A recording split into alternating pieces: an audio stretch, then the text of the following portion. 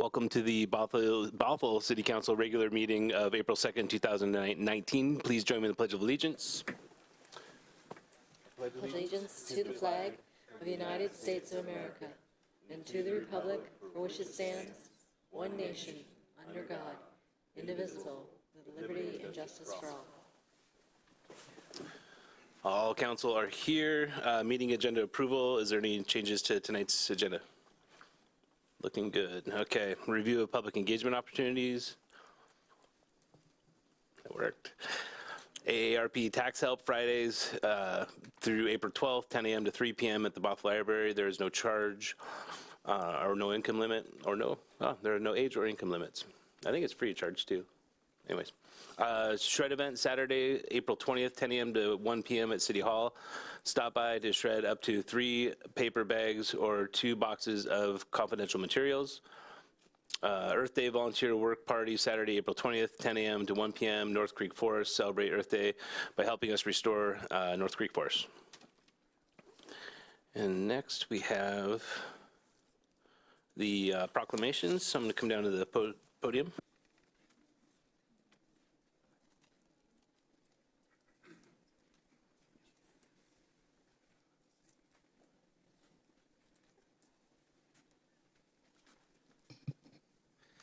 I know on the agenda it only had one, but there's actually 2. So we'll start with the one that's not on the agenda, and that's Tom Bainter. Are you here? Didn't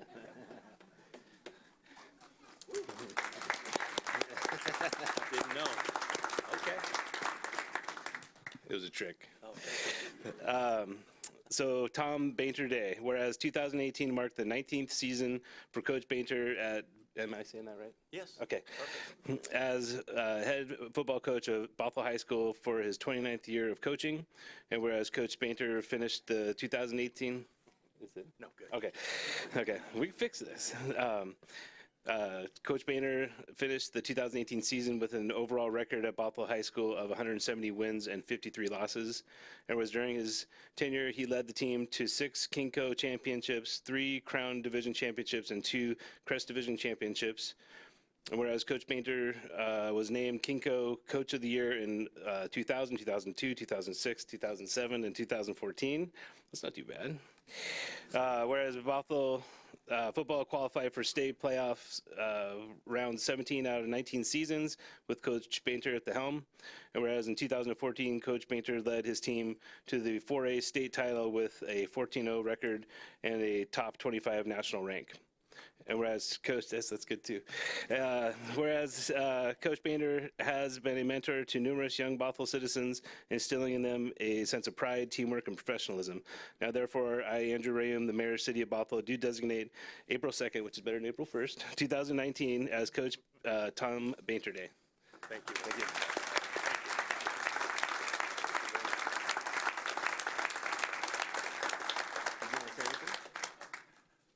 You don't have to. I just want to say that I'm here because of all the great people that I surrounded myself with. That was the best thing I did, and a lot of them are right here. And Johnny Hekker was one of them, too. He did okay at times. We worked with him. But thank you very much. I appreciate that.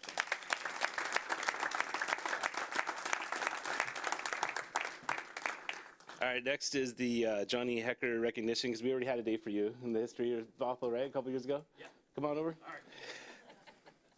So just real quick, I had lunch with the North End mayors today, and I was like, you guys won't believe this. I've got Johnny, sorry, I have Johnny Hekker come into the council meeting. They're like, Johnny Hekker. I was like, the LA kicker, and they're like, oh, they were super excited for us. So thank you for coming. Oh, absolutely. Thank you. Yeah.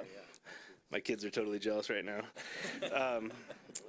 All right, so whereas Johnny Hekker, Bothell High School quarterback and punter, led the team to back-to-back 4A state title games in 2006 and 2007, and whereas Johnny Hekker was a starter at Oregon State University and was the 2008 Sun Bowl Special Teams MVP, and whereas Johnny is a 4-time first-team All-Pro and a 4-time Pro Bowler, and was named LA Rams 2016 Walter Payton NFL Man of the Year. And whereas LA Rams punter Johnny Hekker holds the NFL record for the longest punt, 65 yards, in Super Bowl history. And whereas Johnny Hekker donates his time in several worthy causes, including the Special Olympics, Water Boys, an organization focusing on clean water for people around the world, NFL Play 60, the league's movement that encourages kids to become more active, and the Grace Network, an organization designed to combat human trafficking. Now, therefore, I, Andrew Rayum, the Mayor of the City of Bothell, do hereby recognize Johnny Hekker for his achievements both on and off the field. Thank you. You want to do that again? Shake hands. Thank you so much. Thank you. Did you want to say anything? Thank you to Bothell. I wouldn't be the man I am today without, like Coach Bainter said, the people that I surround myself with.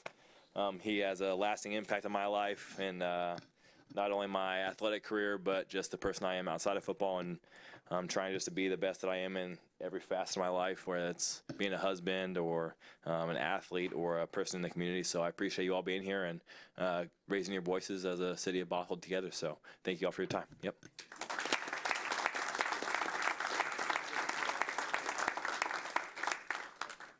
Get on my tippy toes. 1, 2, 3. 1, 2, 3. That makes you look really tall, doesn't it? Thanks. Good. You good? Oh, you're not done. There we go. Awesome. Thanks, guys. Thank you. Thanks.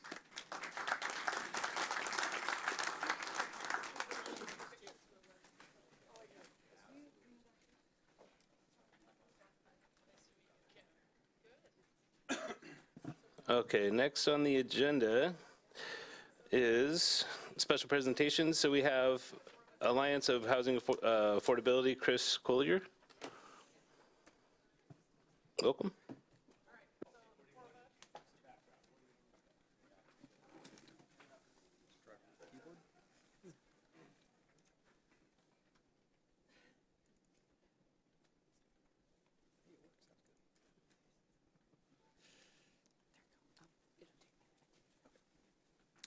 All right, well, thank you very much for the invitation to come speak to all of you here tonight. Again, my name is Chris Collier. I'm the program manager for the Alliance for Housing Affordability, and I'll get started. There we go. So what I'll be covering today is just kind of an update for everyone here about what the Alliance does, what it is, what services it provides for all its member jurisdictions in Snohomish County. So that's through an introduction to what affordable housing is. I know this is all kind of a recap for a lot of you through the great work of Arch over the last 20 years, but I'll be going through what I present and what services I provide to the member jurisdictions. That's through national, state, and local data. And finally, I'll be concluding with the Alliance's Housing Trust Fund. I'll also be covering kind of what's going on in Snohomish County, a picture of what the jurisdictions in Snohomish County are doing. A quick background on what the Alliance is. It was formed in 2013 after everyone looked south and said, hey, Arch is doing a really great job, but there's nothing like that up in Snohomish County, so let's make that. It represents all of or a majority of the cities and towns, 12 cities, the town of Woodway, the county, and the housing authority, so 15 members on the board. It's to serve as a shared housing resource for all the members to get together and discuss housing issues in a collaborative fashion, because the issue of housing affordability doesn't see city boundaries, it affects the entire region, and there wasn't a place for that conversation to happen, and that is what the Alliance is for. It delivers this service through technical expertise, which you'll see in the next coming slides, data analytics, which is through technical expertise and data analytics, code revisions, Census Bureau data, and all that good stuff, education and outreach, presentations like this one, and finally financial work, which you'll see in the last couple slides on the Alliance's Housing Trust Fund. Again, this is based on the proven model of success of the last 20 plus years of Arch, and that's what that success is what we're trying to emulate. So to get started, just setting the framework of what is affordable housing.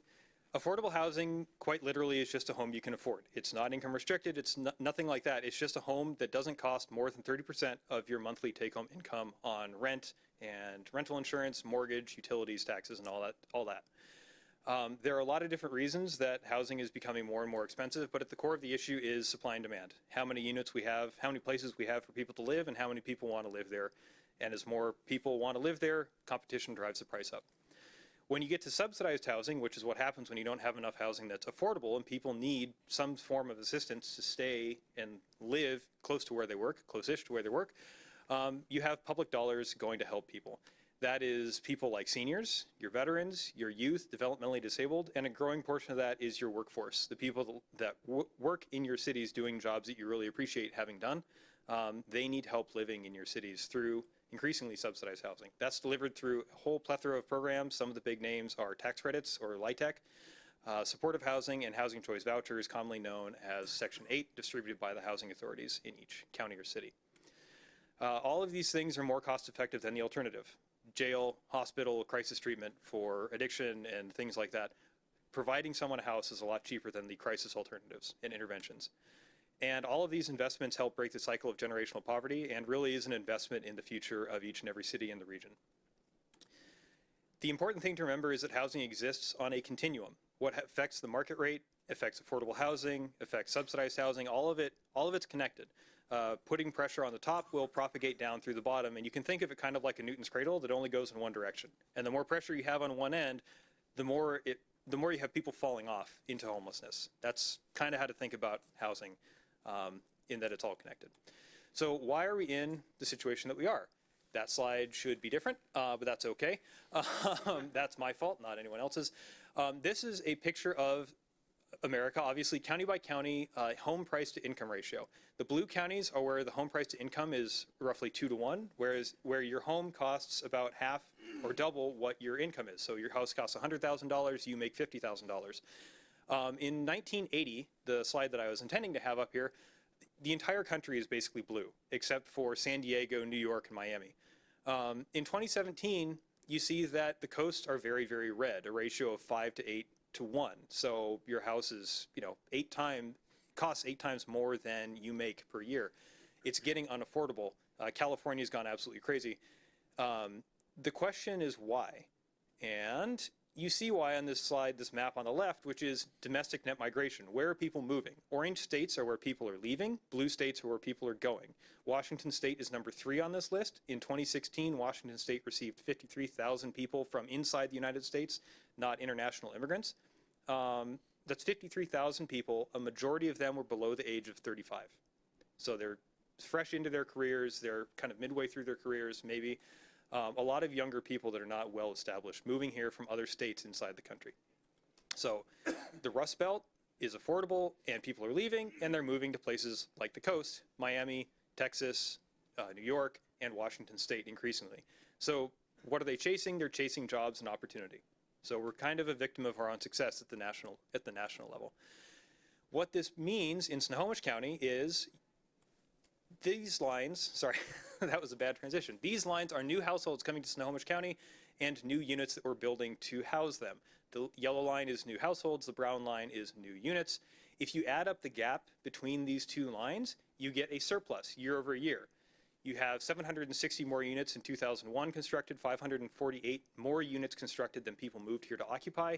It adds up to a surplus that you have well established up until 2014, which just appeared, where that surplus of units in Snohomish County has effectively evaporated. Any extra units that were sitting open that we had constructed between the year 2000 and 2014 were occupied.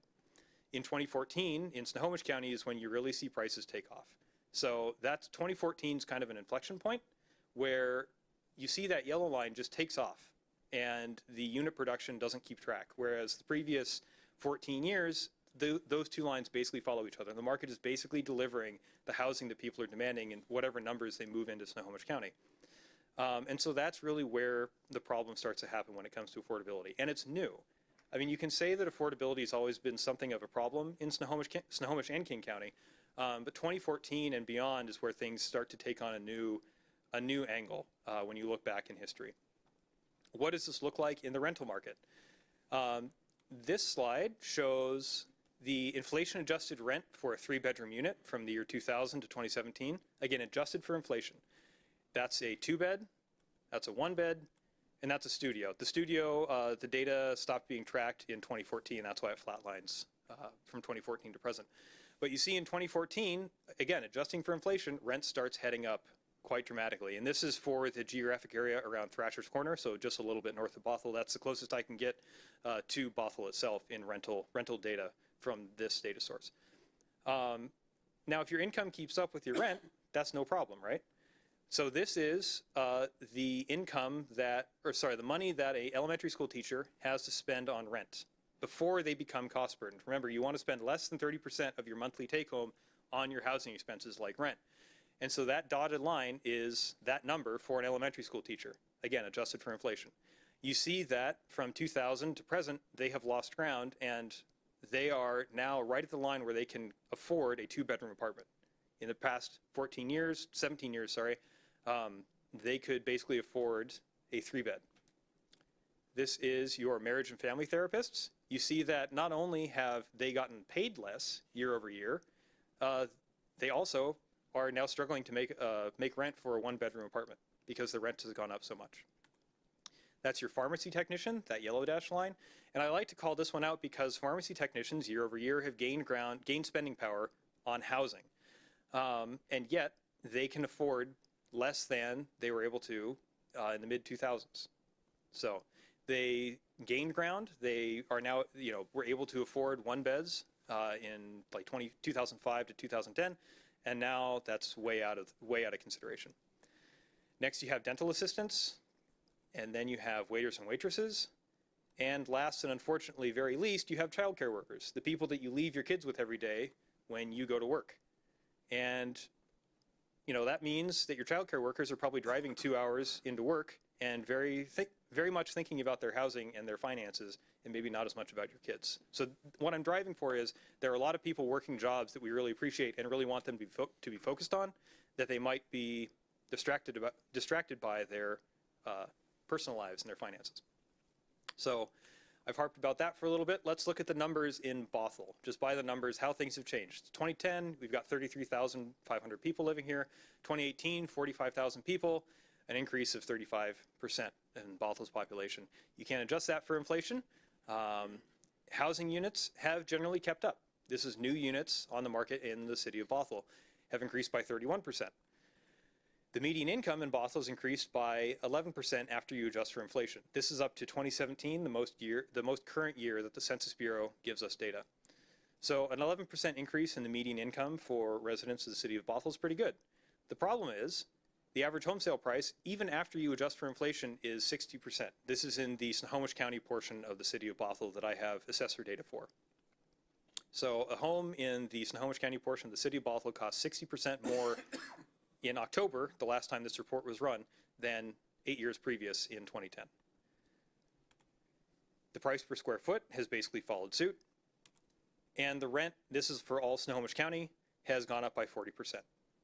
So this, again, I'm driving at income is not keeping up with housing expenses, or housing expenses are running away from a generally healthy increase in people's income. And so that's really the problem that we're dealing with in King County very acutely, in Snohomish County in a growing fashion.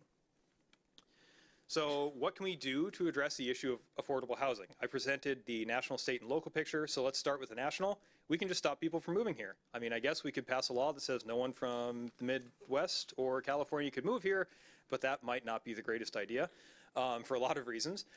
More seriously, you could achieve this by reinvesting in the Rust Belt, so that people see job opportunities and economic opportunities in the Rust Belt, in the Midwest, and it takes some of the domestic migration pressure off of the coasts. That's including California and New York and Florida and Texas and so a national reinvestment in the Midwest, in those economically distressed areas. At the state level, you could think about allowing people to more easily live further from where they work, which is basically invest in mass transit. Because just doing that without investing in transit means I-5 gets impossibly, amazingly even worse for rush hour traffic, and rush hour now is basically all day. But that really means investing in mass transit options. At the local level, there's two things. You could allow denser housing units, new types of housing, or you could move job centers. There is a manufacturing industrial center in consideration and almost through the process for Arlington and Marysville, which would open a huge amount of square footage for industrial work and jobs north of the kind of Everett I-5 bottleneck. So more things like that, taking the jobs out of King County and Seattle, not taking them out of, but deconcentrating some of the employment so people don't have to travel as far if they live in Stanwood. They don't have to drive to Seattle to work. All three of these things can be done at once. We have 3 levels of government, and they can all work independently. And all three really should be done in concert. But we at the local level are really looking at local solutions. So what's happening in Snohomish County? How are jurisdictions in Snohomish County responding to this? There's the multifamily tax exemption, which is being taken advantage of in Everett, Edmonds, Snohomish, Mount Lake Terrace, and Monroe.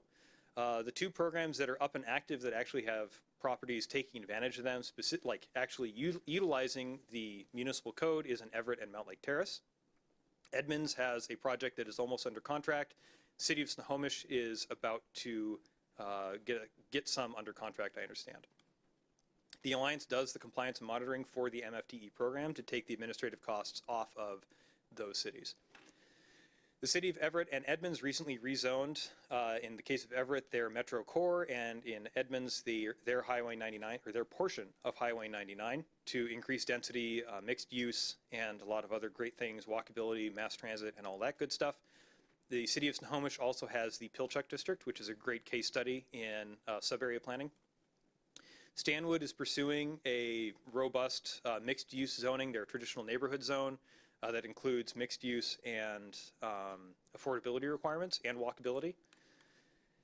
Density bonuses you find in quite a lot of places. I can cite all these codes if you would like to take a look at any of them. And finally, something new and really exciting is happening in the City of Edmonds with their partnership with Compass Housing Alliance at the Edmonds Lutheran Church at Compass Edmonds. It's a new approach to financing and construction where a income restricted unit is constructed at about half the price through modular construction. It's a steel framed modular unit that is assembled in a factory, shipped to the site, and installed on the site in under a week. It brings the costs down from about $400,000 per unit of affordable housing to just north of $200,000. That allows Compass to have a very unique financing model that uses a very small amount of public funds or no public funds, only through a capital campaign and private financing and bank loans and things like that.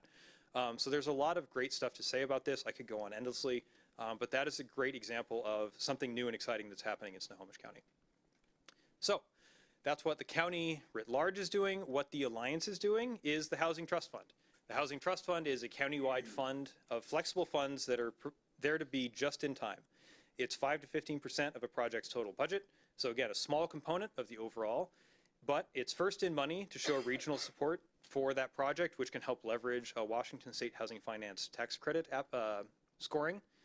It is gap financing for projects that have an unexpected shortfall. Both of these things are at play in the 2018 funding round, so that went quite nicely.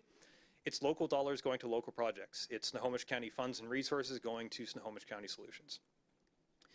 Also, the trust fund is a roundtable for stakeholder discussion. The developer, the city, stakeholder groups, the Alliance, everyone that can and wants to be involved is invited to participate in discussions to make sure the projects happen where they are most needed and wanted. The Alliance doesn't control where the projects go, however. We can only do what the developers think is good for them, but the Alliance can help make projects happen, bring developers together with cities and other interested parties like the Edmonds Lutheran Church to make those projects happen.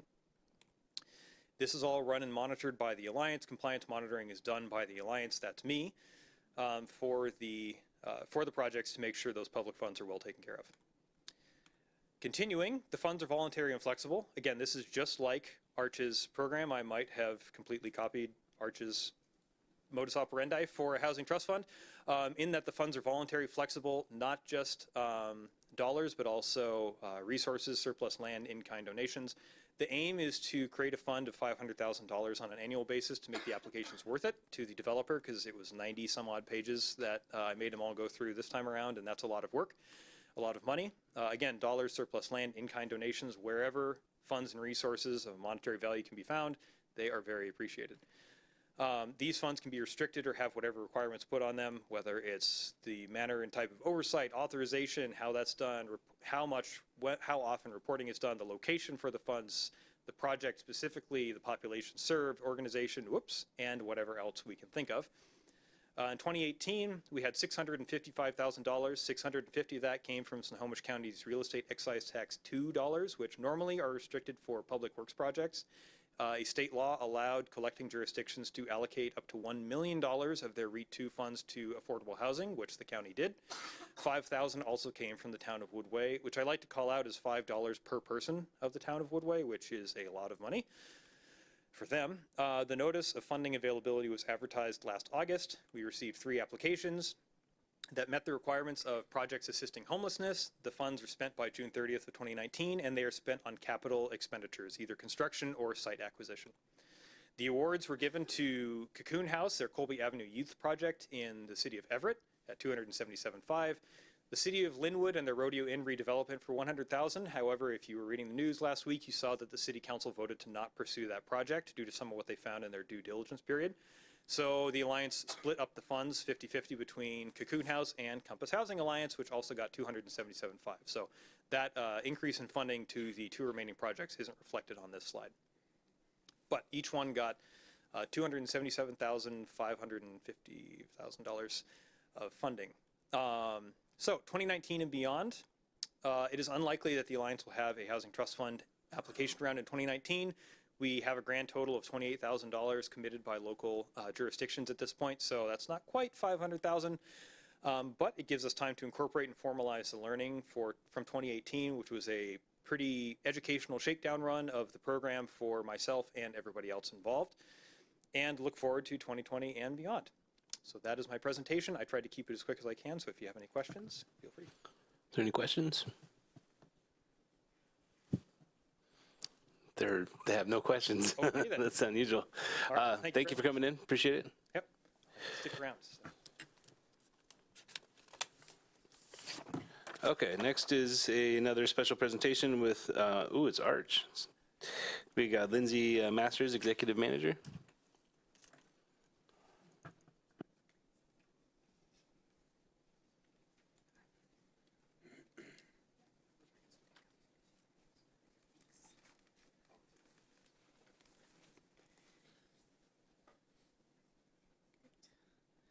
Good evening. I'm happy I got to be here on the night of this presentation. That was interesting to hear. So I'm here tonight to talk about Arch's budget and work program. This comes before you annually, and as part of our interlocal agreement, your approval of that budget and work program is required. So I want to give a little bit of a brief background. It sounds like you have a fairly good understanding of what Arch is as an agency, but coming new into Arch as of October, taking over from the longtime program manager who preceded me, Arthur Sullivan. A lot of this has been fresh and interesting for me, so I'm happy to talk about it. So Arch is an interlocal agency. We were created in 1993 by a handful of cities in East King County. Our membership has grown over time. We now comprise 15 cities and King County as our members. And the purpose of this undertaking is that there is an agreement to jointly be planning for and providing affordable housing as a region. A little bit about our structure as an organization. So we're governed by you, our members. We have an executive board on which each member city has a representative, save for the very smallest cities who share a seat. We rely on the city of Bellevue as our administrative agency to provide some of our support services. And we also rely on a citizen advisory board that we manage to provide recommendations back to our executive board on funding for individual projects.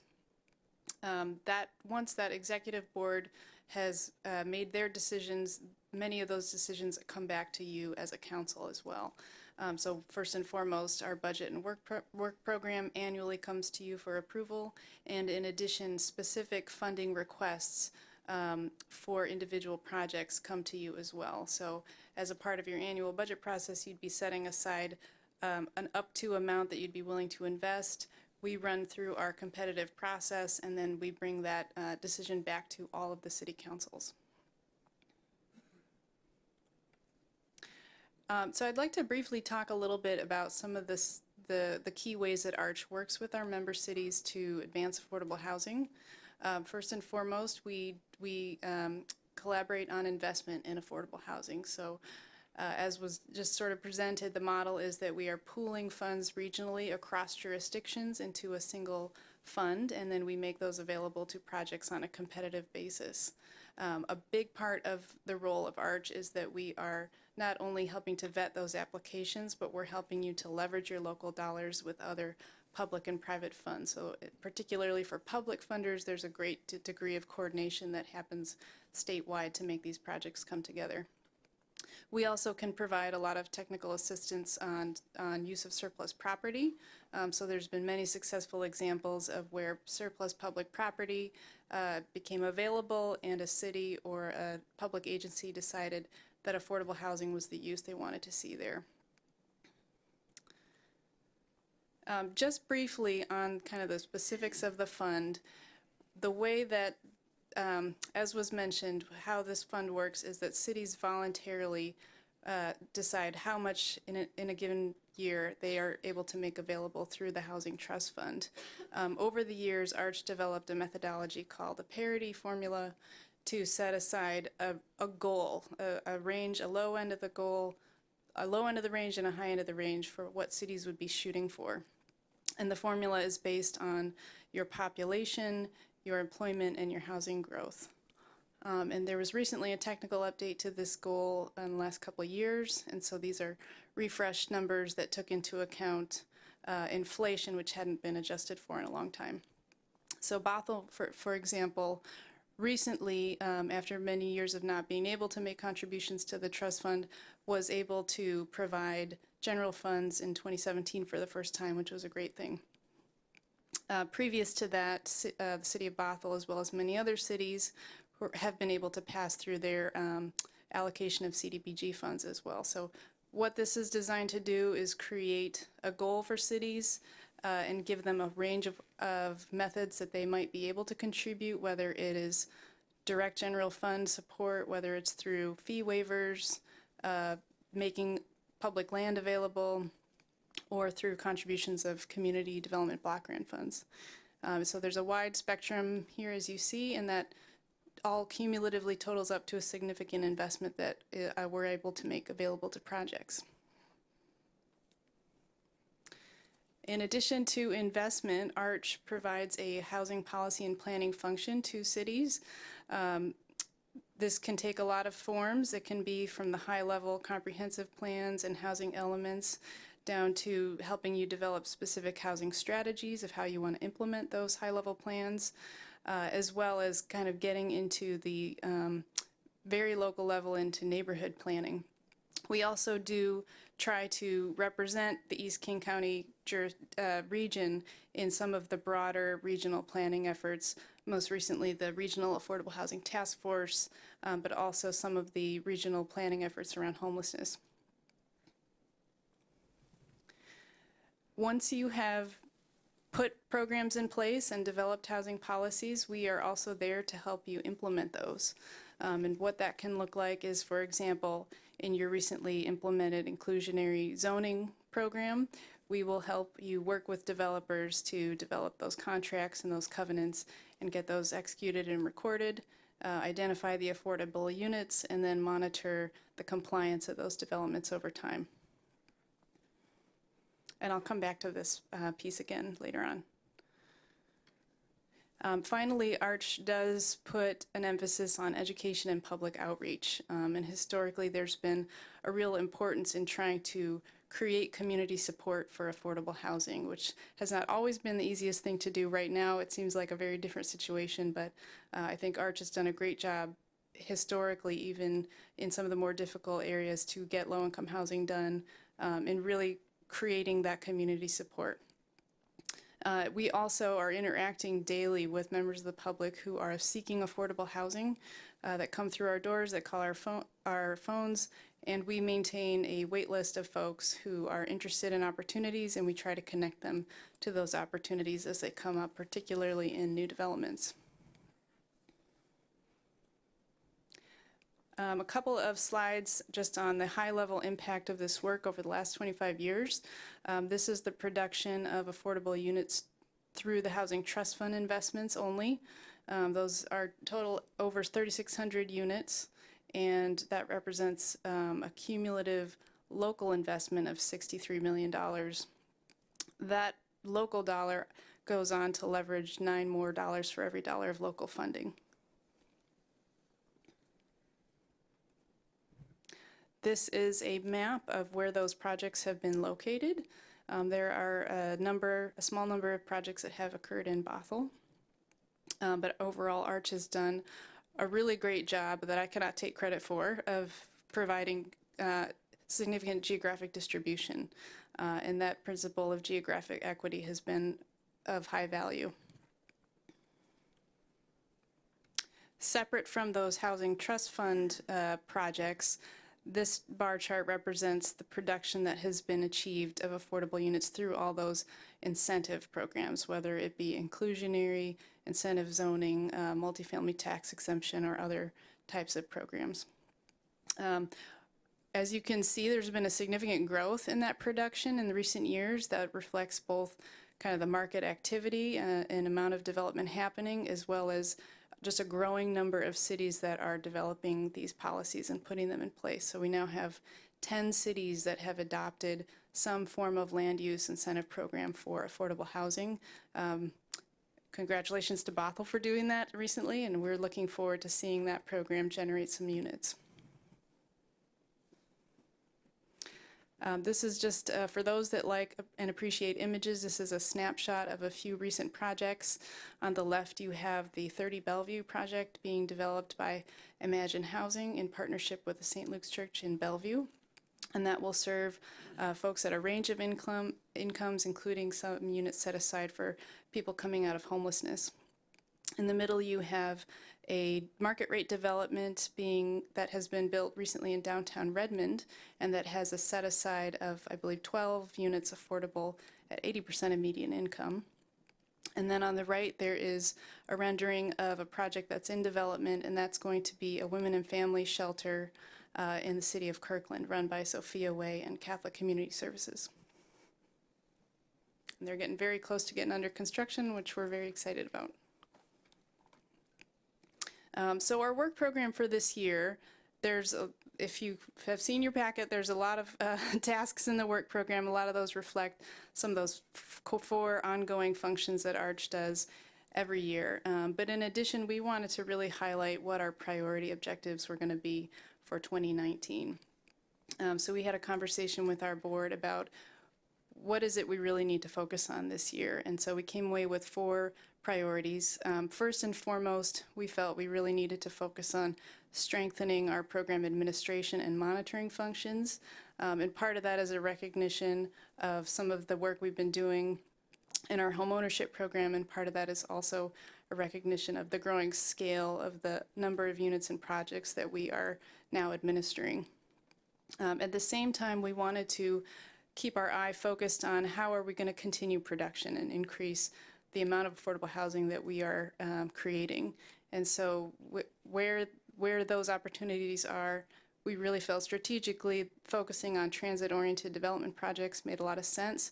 There are significant opportunities coming with Sound Transit 3 and the development of that infrastructure, and particularly with the new mandate under state law for Sound Transit to be developing equitable transit-oriented development projects in concert with its transit infrastructure.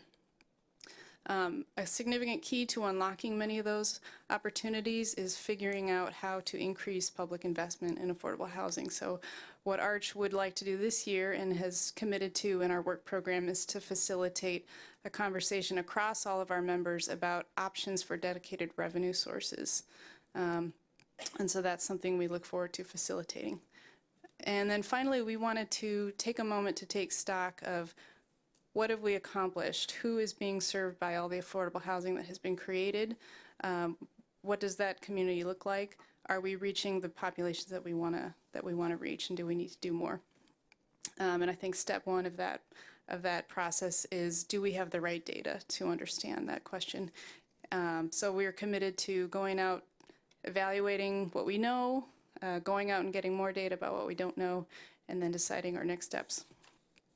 So that's a little bit about our work program in 2019.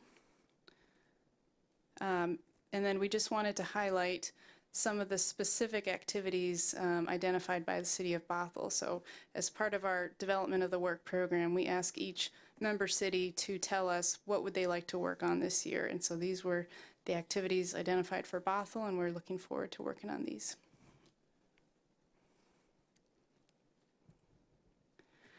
I'm happy to take any questions. Any questions? Deputy Mayor?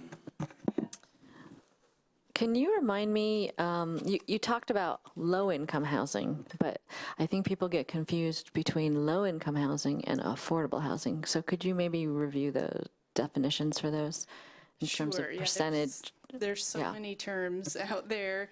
And actually, Arch has, I think I was mentioned that term in the context of housing trust fund projects, and some of those projects have targeted folks with on the lower end of the income spectrum, from 30% of median all the way up to 60% of median. But we have also invested in projects that serve people up to 80% of median income. So traditionally, low-income housing can be defined as anything 80% AMI and below, but a lot of times it depends on who you're talking to and the context. Sometimes that's defined as 60% AMI and below. I don't know if that's helpful. No, it is. Thank you. And then can I ask one more question? In terms of the monitoring, do you have a specific program in place now that, or some sort of change that you've made? Yeah, so one of the first things I did when I came on in October was do an evaluation of what are our policies and procedures around compliance monitoring for all of those rental units as well as all the homeownership units that we steward. And they're really two very different models, so we could talk about them separately. But for rental monitoring, what we do is we receive annual compliance reports from all of those properties, and then we review those against the contracts to make sure that they are in compliance. Some of that involves coordination with other funders in projects for those that are projects that have received funding from Arch. That's a large part of the work.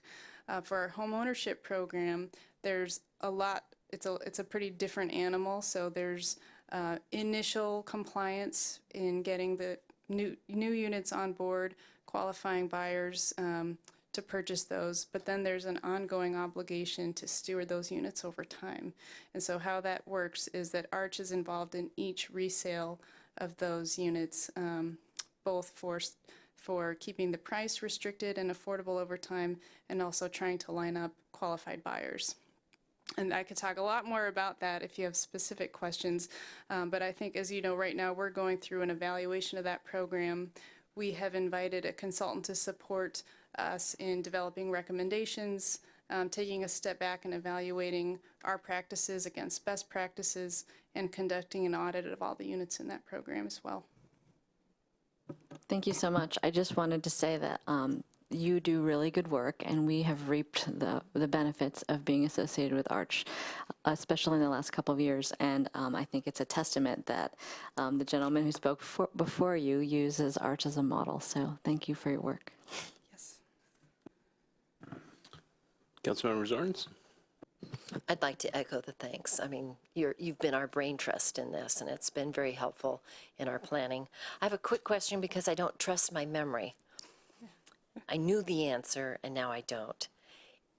Can you tell me, when you have renters, and it's mostly renters who use Arch's units that are available, when somebody's income increases, and so now their median income, they've bumped up, say they were in the 60%, now they're 85%. How do you handle them as renters?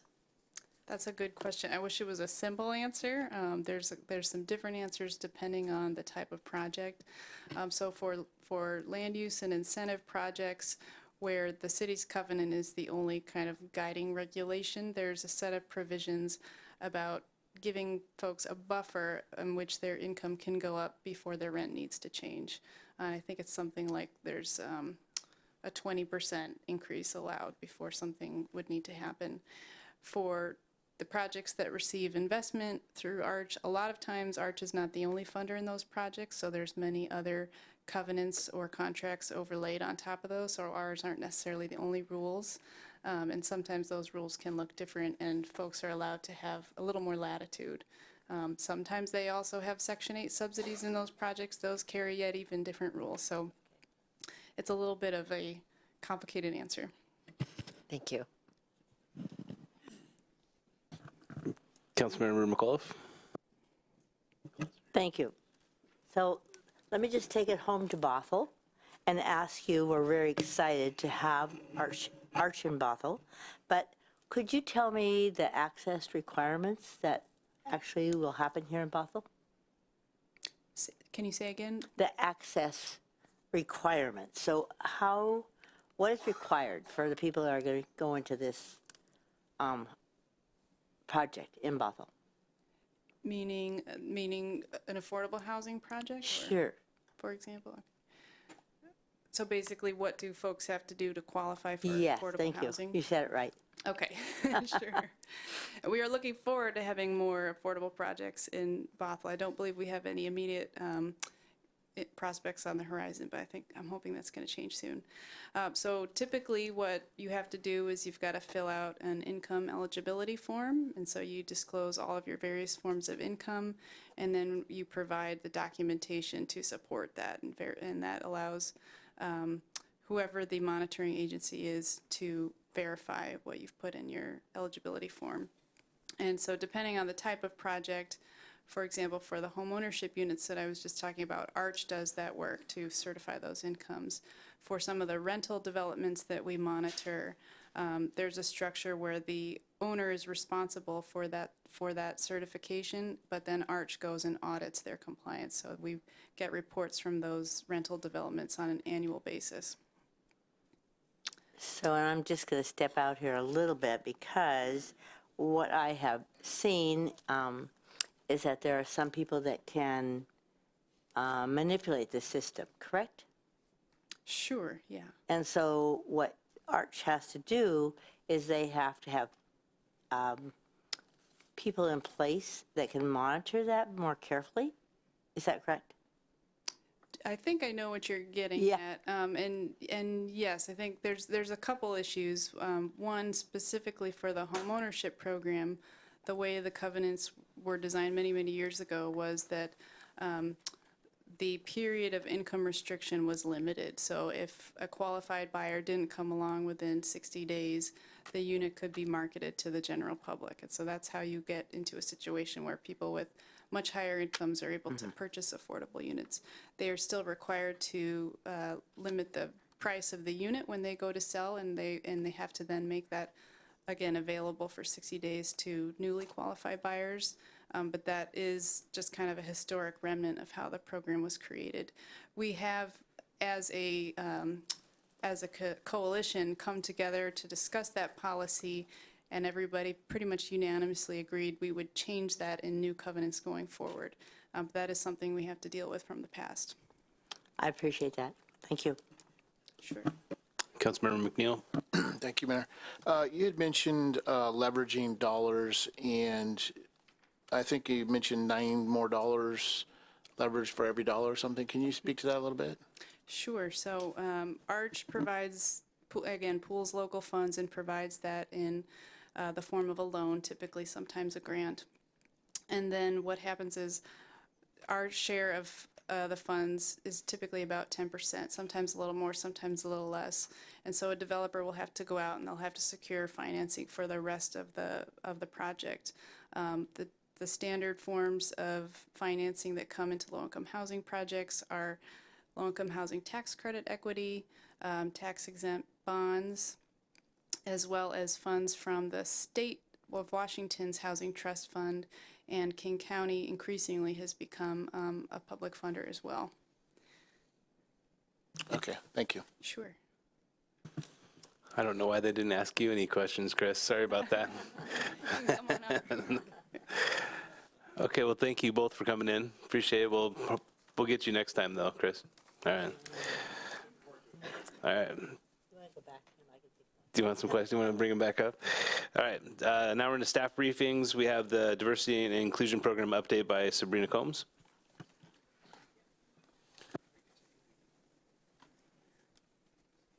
Should be able to escape and then minimize that one. And then is our presentation still here? I don't know. Oh yeah, there it is, right there. Okay. And then maximize, do the pop, yeah. There you go. Now you can kick it off. Hello. Good evening. Thank you, Mayor and Council, for the opportunity to present what the Diversity and Inclusion Committee have been up to this past year. I'm Amy Ross. I'm with the Clerk's Office, and I'm joined by Sabrina of Public Works and Mike Johnson with Police. In addition to ourselves, the Diversity and Inclusion Committee, or Dive In for short, includes representatives, at least one representative from each department throughout the city. The larger departments, such as Public Works and Police, have more than one member, and we are all dedicated to our mission of creating a more inclusive and equitable workplace and community. Our vision is to cultivate a truly collaborative and respectful work environment by having those sometimes difficult conversations to really identify and challenge bias, by building leadership through education and training, and a real focus on engaging individuals outside of our organization so that we can better understand what the needs and the wants are of our community.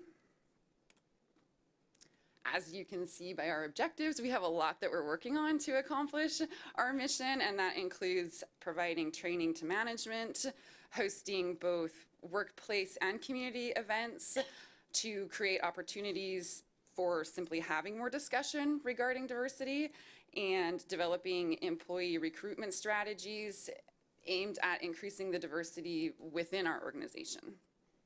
And Sabrina and Mike will be speaking more on those points coming right up. We thank Council for your support.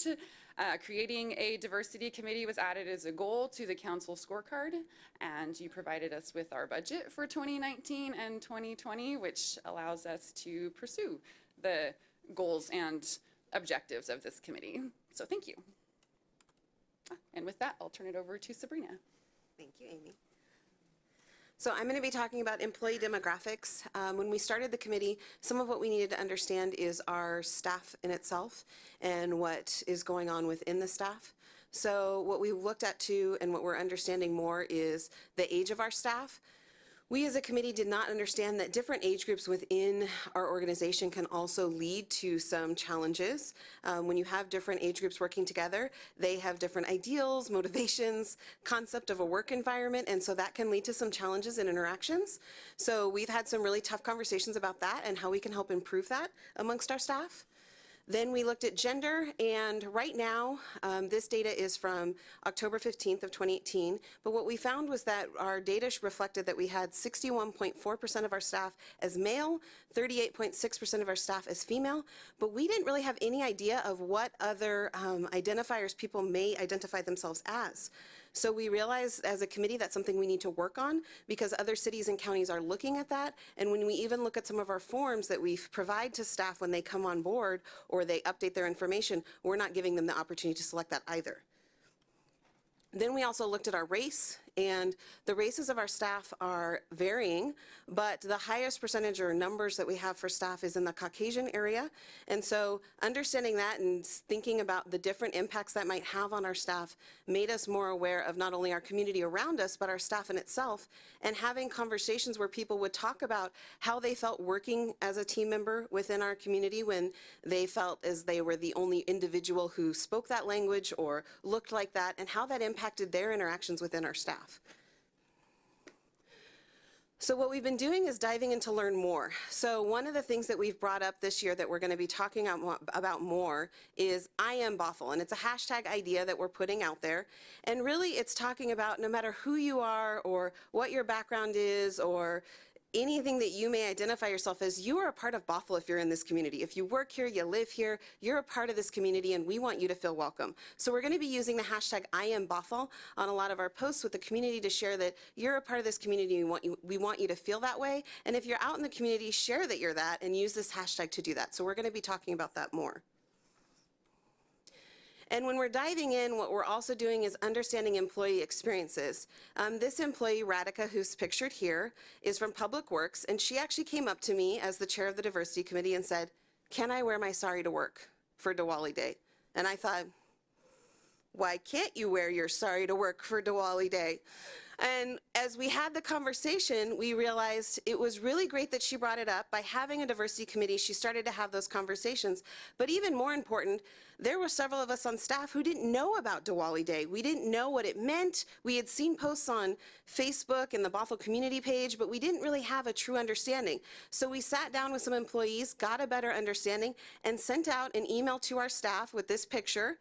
And what ended up happening is employees would walk by other employees and say, "Happy Diwali Day." Oh, I can say that because I know. And so it just increased employees' awareness and their knowledge of other employees as well as our community around us. And that's what we're working towards.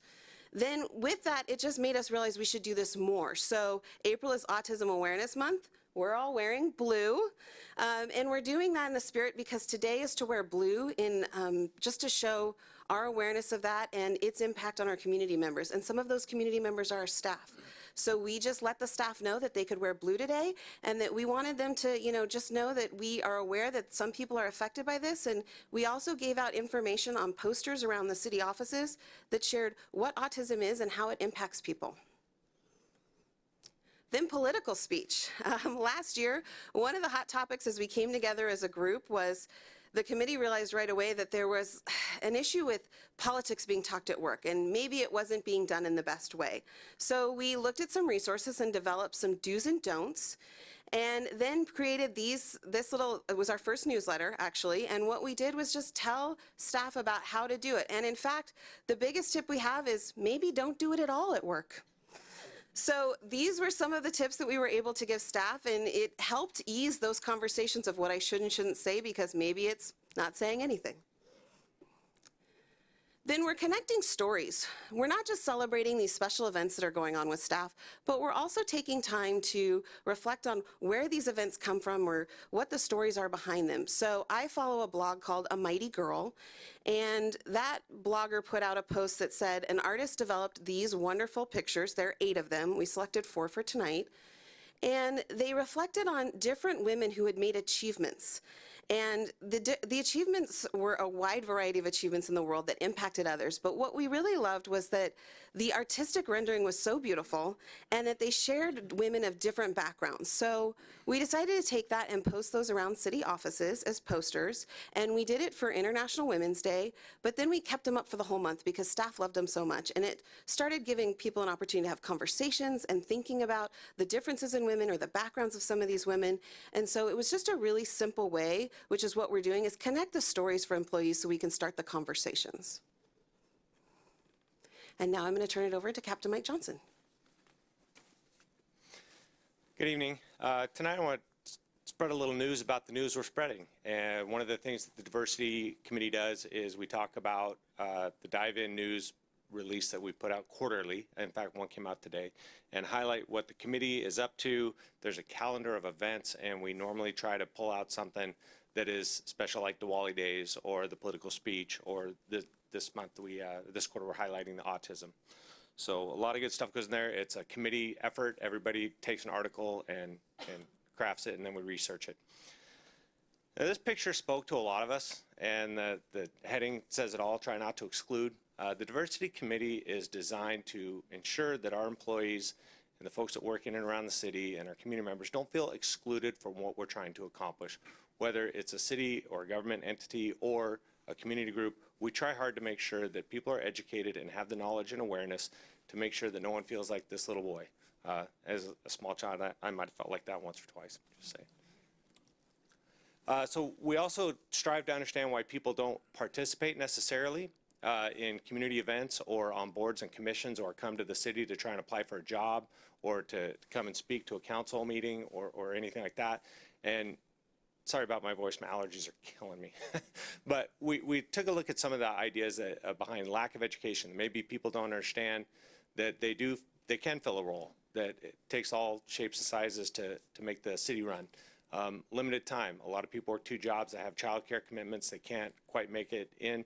So one of the things we talk about is making our schedules available as a city for those people to make time for them. Unaware of opportunities to serve. As a social media person, that's my job, to make sure that the messaging gets out. Barbara's job, Sabrina's job, to make sure the messages get out to our community about the opportunities to be on a board or serve on city council, or come and apply for a job with the city, or volunteer with the city, or some of the events we have at the parks where people can volunteer. Another reason we think people don't necessarily participate is they don't see themselves being represented necessarily. You know, being a police officer for years and years and years, we try and recruit into the underserved populations. And they say, well, there's no cops that look like me. We're trying to rectify that as a city. The whole diversity committee is trying to work on those kind of things from the recruiting angle. And the picture here illustrates that. This little girl goes up to the TV because she sees herself being represented. Like, hey, maybe I could do something like that when I grow up. Feeling unwelcome, that's something that we're going to strive to do. One of the wins we'll talk about in a minute is the new welcome sign out in front that is welcoming people in a whole bunch of different languages, so that when you walk in here, you feel like we care about you, that we took the time to welcome you in a language that you understand. And then again, not meeting with folks where they are. We sent a team of people a few months back to the Southeast Asian Festival down at the park, and we were received with fabulous results. People were so happy to see us there. Fire department, the police department, city folks were down there engaging folks where they were, and you could just see the looks on their faces were like, wow, we didn't know anybody cared. Thank you for coming down here. So the results were great. We celebrate with our community. Last year, we started to celebrate through social media channels with Pride Month. And again, we're going to launch that campaign with the I Am Bothell hashtag. Pride is something pretty important to our community. Bothell's workforce is made up of very diverse populations, including orientation. And so this is something that we take pretty seriously to make sure that all of our employees feel welcome and included in their celebrations. And this is a picture of Molly. She's one of the day porters at City Hall. And part of our education efforts is to make sure that everybody knows that she's here, she's working, say hi, be friendly, and have a chance to engage with Molly. As a diversity group, we try to partner with other committees. Our PIO works with subcommittees around the city to help messaging. If Sabrina with Bothell Cool or Public Works wants messaging put out, we work with them and we try to be diverse in our messaging efforts. At the police department, we have put out stuff in Spanish before, community service advisements, stuff like that. Boards and commissions, we do seek advice from them to increase their participation. We do know that sometimes, you guys are no stranger to this, it is pulling teeth to get people to sometimes apply for boards and commissions. And so we want to make sure that we're reaching every member of our community to ask them to do that. We also are putting members of the diversity committee on the arts commission to make sure that the art that gets purchased by the city and gets hung around City Hall and police department and the new fire stations is going to be inclusive of the community. We're meeting with Parks and Recs to discuss sort of a little bit of a push to maybe get a cricket field in the city. The Indian population is trying to say, hey, we need a cricket field, a lot of soccer and softball fields. Maybe we could have a cricket field, so we're researching those. And one of the biggest efforts we're going to do this year is partner with HR on recruiting. There's a lot of need for a new recruiting video, open houses for recruiting, different areas like that to really try and reach out to those normally underrepresented populations in our community to make sure that our workforce is showing and reflecting the values of our community. Education goes along with a lot of that. Representative John Lovick recently came and spoke to the employees at the employee recognition, providing some information about diversity, inclusion, and race relations. And Dr. Caprice Hollins is going to come in. We're partnering with HR to bring her in to talk about conversations and race relations with management and start the trickle-down training. She's big on train the trainer to give our leadership team the tools that we need to spread that message of inclusivity through the workforce. And then we're going to participate with HR in a survey to learn more about employee awareness and with kind of the idea that do our employees feel heard and do they feel connected and do they feel included in the workplace. Some compelling stories we heard is sometimes maybe not everybody feels so included in the workplace. They don't feel they're heard. So we're trying to figure out what that looks like and how we can help bolster that. Here's a big win for the diversity committee. We were able to craft a sign to put on the front of City Hall so that when people come in, they feel welcome, and big smiles all the way around. So this was a big win for us, and it's not the last thing we're going to do. At the police department, we were able to get some stuff put up that assist people in selecting the language that they best can communicate with. If they come in to report an emergency, they could just point to a sign and tell us how we can best help them, and we have language line options to get people put together with someone who can help us communicate with them. and then I'll let the video expert, Video expert, yeah, okay. just like to end with a nice little video. So this is a video that we put out on social media as soon as the sign was available, and it was just an opportunity for employees to shine with the language and the background that they come from.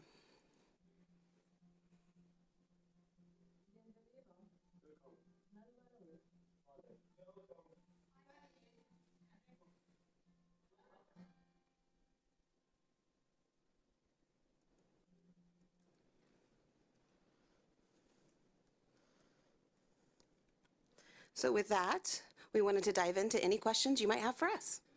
All right, thank you. Is there any questions? Councilmember McAuliffe? Well, I'm not sure if they're questions or a lot of comments. First of all, you've only been in existence how long? About a year, a little bit over. Okay, so I'm really, really excited about what you're doing and the direction you're going. I think that I would agree with you that if people want to identify with the staff, they have to reflect the diversity of the community. I agree with you. That's a great goal to have.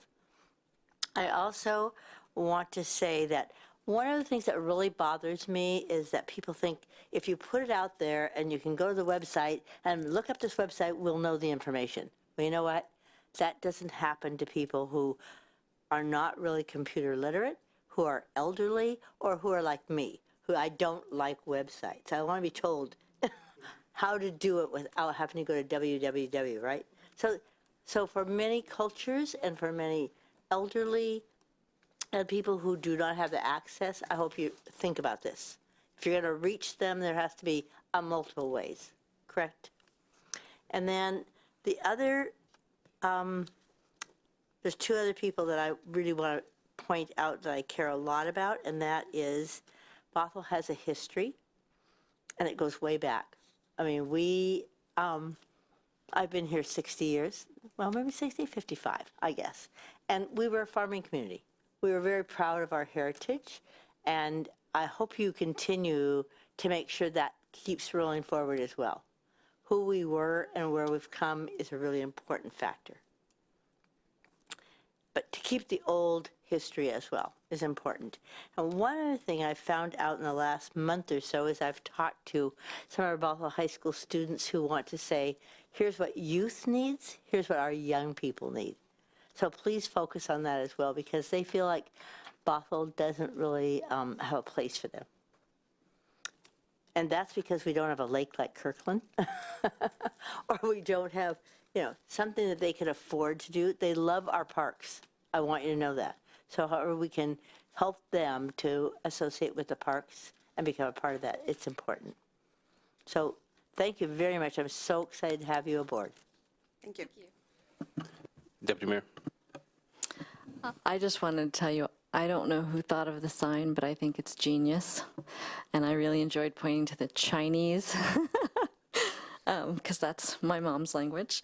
I would be interested, I really liked the graphic on the breakdown of ethnicities amongst our staff. I think what would be really interesting is if we could compare that to the breakdown of ethnicities in our community, because then we would have a better idea of how well our staff represents our community, or, what our goal might be.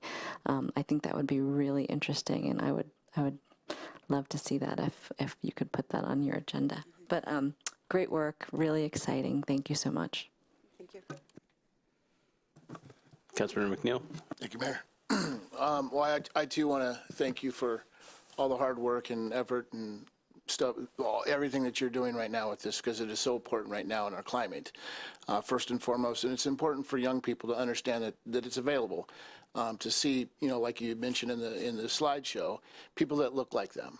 And when we often go into schools and have conversations with young kids, we're giving them hope and opportunity. So I look forward to hearing more presentations from you, not only on the internal work that you're doing here within the City Hall, but also out within the community, so that we can make sure that we're representing our community well. So thank you. Councilmember Zorns? Just a brief comment. I really enjoyed and appreciated this presentation. I feel like we need to come in for a big group hug. But as we were going through it, I kept thinking, the media, Hollywood tries to define what community is. And the people of Bothell just need to look at City Hall, because I think you guys are doing a fabulous job of defining what community is. It just, big group hug, because I think you guys are setting a pace for our community, and I thank you for that. Thank you. So one of the things I joked about when I first got on council, we'd go to these regional meetings of all these councils, and you'd look around the room and everybody was white male, like older white male. And that's changed a little bit over time, and I think this council now, other than when I first got here, it was all white males. So you can see, obviously, the diversity of our own council has changed quite a bit, and I think it's a really good thing, and I've seen that actually regionally, too, for elected officials. But I just wanted to thank you guys for doing what you're doing. I know it's something that a lot of communities are really trying to, make people feel welcome, and I think you guys are taking that I know it's a committee, so it's not like you're, assigned somebody's job duty. You're actually doing it out of the kindness of your hearts, and I just think that's really awesome, and I really appreciate you guys making the effort. All right. Thank you. Everybody else good? Okay. Thank you. Next staff briefing is the Community Risk Reduction and Fire Prevention updates with Mr. Noble, the Deputy Fire Chief.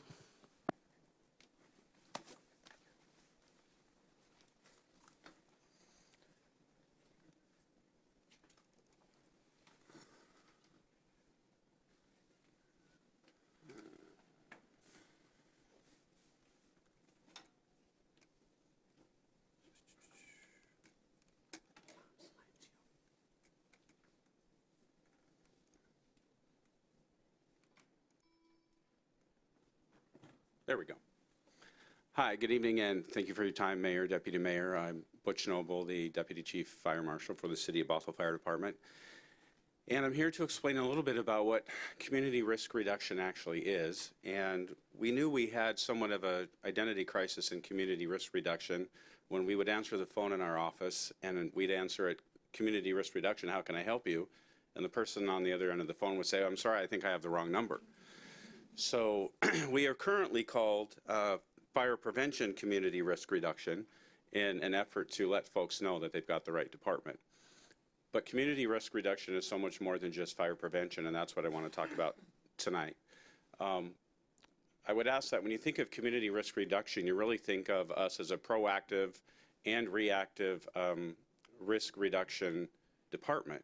Our whole goal is to mitigate the emergency, stop the emergency before it actually happens. And that's what our department is all about. Before I go any further, however, I want to point out that our mission statement in the Bothell Fire Department, the word prevention is actually in our mission statement, and that's not real common in fire departments throughout the region. So I want to give props to my boss, Chief Crone. He was part of creating our new mission statement, and as the fire marshal, I really appreciate that. Prevention, an ounce of prevention is worth a pound of cure, as they say, and it's really true in what we do for a living.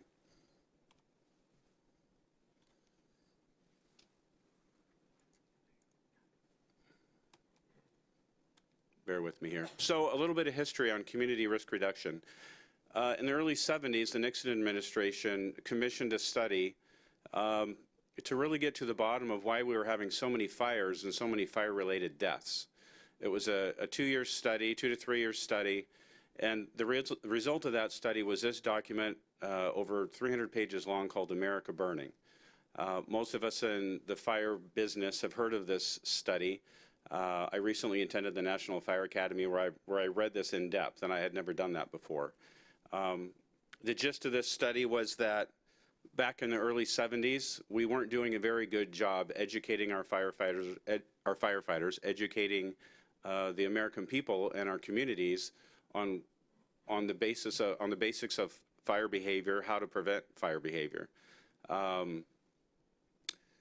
This study talks about training firefighters to a greater degree. It talks about training architects, engineers, pretty much the gamut. New building codes came into effect based on this study. And in 1986, they did another study called America Burning Revisited. And while there were some improvements, we have a long way to go. Currently today, we still have approximately 9 people dying every day in house fires. So you think as one of the most industrialized nations in the world, that number would be lower, but that number is actually the highest compared to any other industrialized nation in the world. This study also was the beginning of our National Fire Protection Association, what we call the NFPA, in the U.S. Fire Administration. Okay, current. We have what we call the 5 E's of risk reduction. This is sort of a model we use when we assess risk and identify risk in our business. We use education, enforcement, emergency response, engineering, and economics. We're identifying risks, we're assessing risks, and we're categorizing risks. And I'll get into how we use the 5 E's further on in the presentation. Some examples of current programs, we're calling these partnerships for safety. These are some current programs that we're currently implementing in the Bothell Fire Department in the greater Bothell community. We have a fire safety in elementary schools where we're reaching over 1,000 elementary students since we implemented the program. We teach CPR and AED both to the community and to our own City of Bothell employees. We train over 500 people annually with that program. Community outreach events, bike helmet fittings, and you can read down the list. I don't have time to go into all these programs. I will say that one of our newer programs is our social media outreach, where we currently have over 2,300 followers on Facebook and almost 500 followers on Twitter. Not quite as popular as Captain Johnson and the PD, but we're working on it. But it's a huge program for us, and it's been very successful. One of the things we try to do in community risk reduction is find that delicate balance of safety and affordability. And it's somewhat ironic that I'm listening to some affordable housing folks speak before me, because one of these days I will come up and talk to you about residential sprinkler in all new homes here in Bothell, a residential sprinkler ordinance. I understand there's an expense involved in this, but one of the things we do in community risk reduction is work on our relationships with the community, work on our relationships with the developers. We can offer incentives to home builders. For example, in the City of Bothell, our design standards don't allow you to build a dead end longer than 450 feet. Oftentimes, we will allow that if they mitigate that risk with residential home sprinklers. We make these, we call them up trades. We make these trades all the time in our line of work. So one of my goals is to adopt a residential sprinkler ordinance here in Bothell in all new single-family homes, and we'll be doing research on that. And part of the 5 E's is I'll be educating the politicians, the elected officials, the fire department, et cetera, on that particular initiative. Another thing we do as far as the E and the economic E is fines and code violations. The building department, the community risk reduction office, we go on a lot of false fire alarms in our department. Last year we wanted 243. And when you do the math, that's a lot of time and money. So we have false fire alarm impact fees, and the first one's free. Second one is roughly $160. The third one's roughly $206. We're not trying to collect the money. That's not the point. The point is that for that money to be a deterrent, for folks to fix their fire alarm panel, so that we're not going on these false calls and interrupting firefighters' days so they can be doing other things. The 5 E's in action. So I wanted to give you some examples of what we're doing currently. I just referred to the false fire alarm, and I stress preventable false fire alarms. These are fire alarms that didn't have to happen. Another example of the 5 E's, and also a really good example of our divisions, our departments working collaboratively as a group. I think most of you know we closed down a drug house in a certain area of Bothell. We really worked collaboratively, the fire department, fire prevention, the building division, code enforcement, and PD, identifying that particular house, that risk to our community, and closing it down. That was a big success story, in my opinion. Another example would be we're currently working with one of our multifamily developments. They're building was sort of beyond repair. The code said that they needed to bring it up to code, which was extremely expensive, almost prohibitively expensive for them. So we worked as a group, the building division, legal, fire department, city manager, and we found solutions for this particular HOA to mitigate these risks and have it still be affordable for them at the same time. And to me, that's a success story and that's a win-win. A couple more examples of the 5 E's in action. Fire prevention in our division, we do roughly 1,500 plan reviews a year. The crews do about 1,000 inspections, and we do roughly 10 to 12 fire investigations out of our office on an annual basis.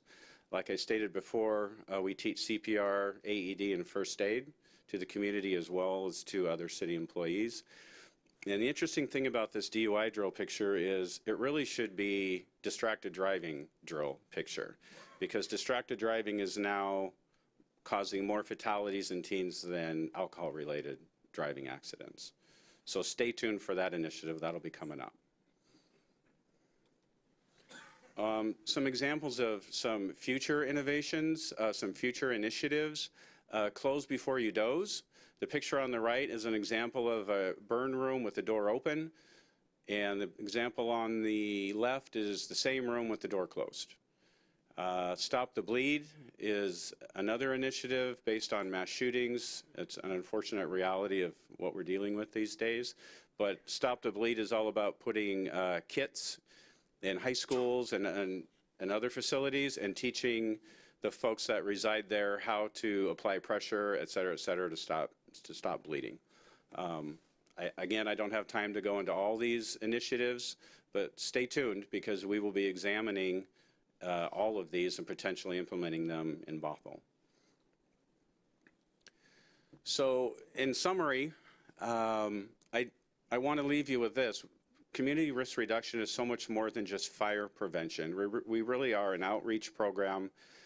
We stress community relationships. We collect data. We identify risk. We analyze that risk, and then we go out to mitigate that risk and make our community safer for all of us. The picture on the left are the folks that I work with. They're an amazing team. Not pictured as our public educator, Kirsten Clemens, and our new digital engagement specialist, Nicole Strachila. And that's it for tonight for me. If you have any questions, happy to answer. It's kind of a personal question, but I need a bike helmet for a kid. So you mentioned in there that there's bike helmets available for kids. So how does a kid get fitted for a bike helmet? Just make an appointment. Call Station 42. Okay. And make an appointment. Any time of day? Yep. All right, cool. Any other questions? Nothing. Okay. Thank you for coming. Appreciate it. Let's see. One more. So I've got a lot of staff briefings. Census update, Bruce Blackburn.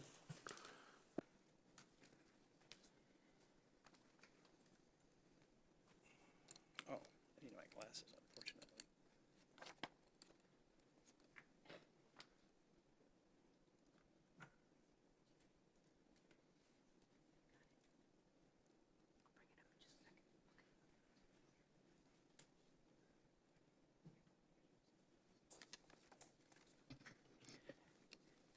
Good evening, Mayor and members of the council. With me today is Francesca Abelera with the U.S. Census Bureau. We're going to kind of share this presentation, and I've told her to hit me if I say something incorrect, so we're going to go from there.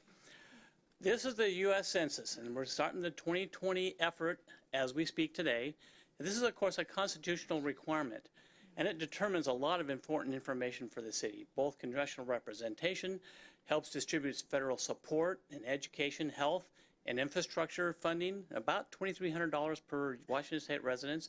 Also talks about it does an effect on redistricting of congressional, legislative, and school districts, and as well as vital demographic data and who we are. And tonight it was interesting as we heard about the housing, the ethnicities, and all these items. Most of that information comes from the U.S. Census. That is a very key piece of information that we want to have. I have used it in my 40 some odd years in this business numerous times. Well, what is that particular geographic or ethnicity makeup? So it is really critical. It also identifies who we are as a community, and that's really important for us because we are going through a lot of these type of growths that many people in the U.S. are doing. We want to make sure we have that representation. Interestingly enough, in 364 days, we're all going to be able to participate in this, and it's the Census Bureau will count every person living in the United States. There's basically 10 to 12 very simple questions. All you have to do. This year, there's going to have a response online, by phone, paper. Probably most houses will do some type of an invitation to respond in mail, and even have a Census Bureau employee or taker come and drop it off at your door. You can fill out in person. But we want to emphasize a couple of things, and that is that this information is completely confidential and provided by the most stringent U.S. Title 13 U.S. code available. No one can access census data. Feel free to answer truthfully and completely. And we want to identify, please participate. I'm going to let Francesca say something here. Good evening, Honorable Mayor and Deputy Mayor and members of the council. I'm Francesca Abellera. I'm one of the partnership specialists here in King County and Washington State. There's 7 of us. We are based out of Washington, but we are part of the Los Angeles region. There are 7 states that's covered in the Los Angeles region. It's Washington, Oregon, Idaho, Alaska, California, Nevada, and Hawaii. We used to be 12 regions, but because of budget cuts after 2010, we have been reduced to 6 regions, and so that is why we're part of the Los Angeles region. One of the things that we do is partner with local governments, community-based organizations, faith-based, nonprofits, businesses, and school districts to raise awareness about the 2020 census and to encourage civic engagement and to encourage our communities to participate in the census because of what Bruce has just mentioned about it's more than $675 billion of federal funding that's going to come into our states and communities based on an accurate count, as well as the apportionment for the 435 seats in the House of Representatives and all of the congressional districts, legislative districts, and apportionment of the school districts as well. We have 5 local offices. They're called area census offices. One opened in January. That's our Seattle office. And we have 4 more, which is the Everett, Tacoma, Olympia, and Spokane, which will be open in July of 2019. We're encouraging communities to be involved because we're also hiring up to about 300. It could be more or less, but approximately about 300 per area census offices that we will be needing for. One, what's coming up is the address canvassing, and that starts in August through October. Address canvassing is where they have to verify all of the addresses of housing units. And then the next big event is going to be the non-response follow-up, and those are following up with households and residents that have not filled out their forms. As Bruce mentioned, the things that have changed from 2010 to 2020 is the mail response. We've got the mail, and we've got it in paper form. You can also fill out the census form by phone, and then it's also encouraged to do online response as well. We have our recruitment positions posted in both the 2020 census.gov/jobs, but also USA Jobs. Though we're hiring for partnership specialists like myself, we need to hire about 1,500 across the nation. We have media specialists, we have management positions in the area census offices and recruiting assistants as well, and many other positions. We really like your support in this, and we'd love to work with the city departments, a lot of those that are working in the communities to just really encourage the participation of our cities and as well as the constituents who serve and the entire community. Are there any questions? Mm-hmm. So what are the requirements to be one of the people, the 300 people per area unit? Oh, the address canvassers? Yeah. Oh, yes. So you have to be a citizen. You can be 18 and over, and then you just have to pass the background check. Okay. So my kid can make it. Yes, and we're actually encouraging college students to apply. The address canvassers are sort of, it's a work from home. You schedule it with it's pretty flexible as far as scheduling. Seniors, we are also veterans. We're encouraging a lot of people to apply, stay-at-home moms, stay-at-home parents, grandparents. It'd be great. What we're trying to ask for is that people work where they live, because you represent your community and you know your community's best. And how much does it pay?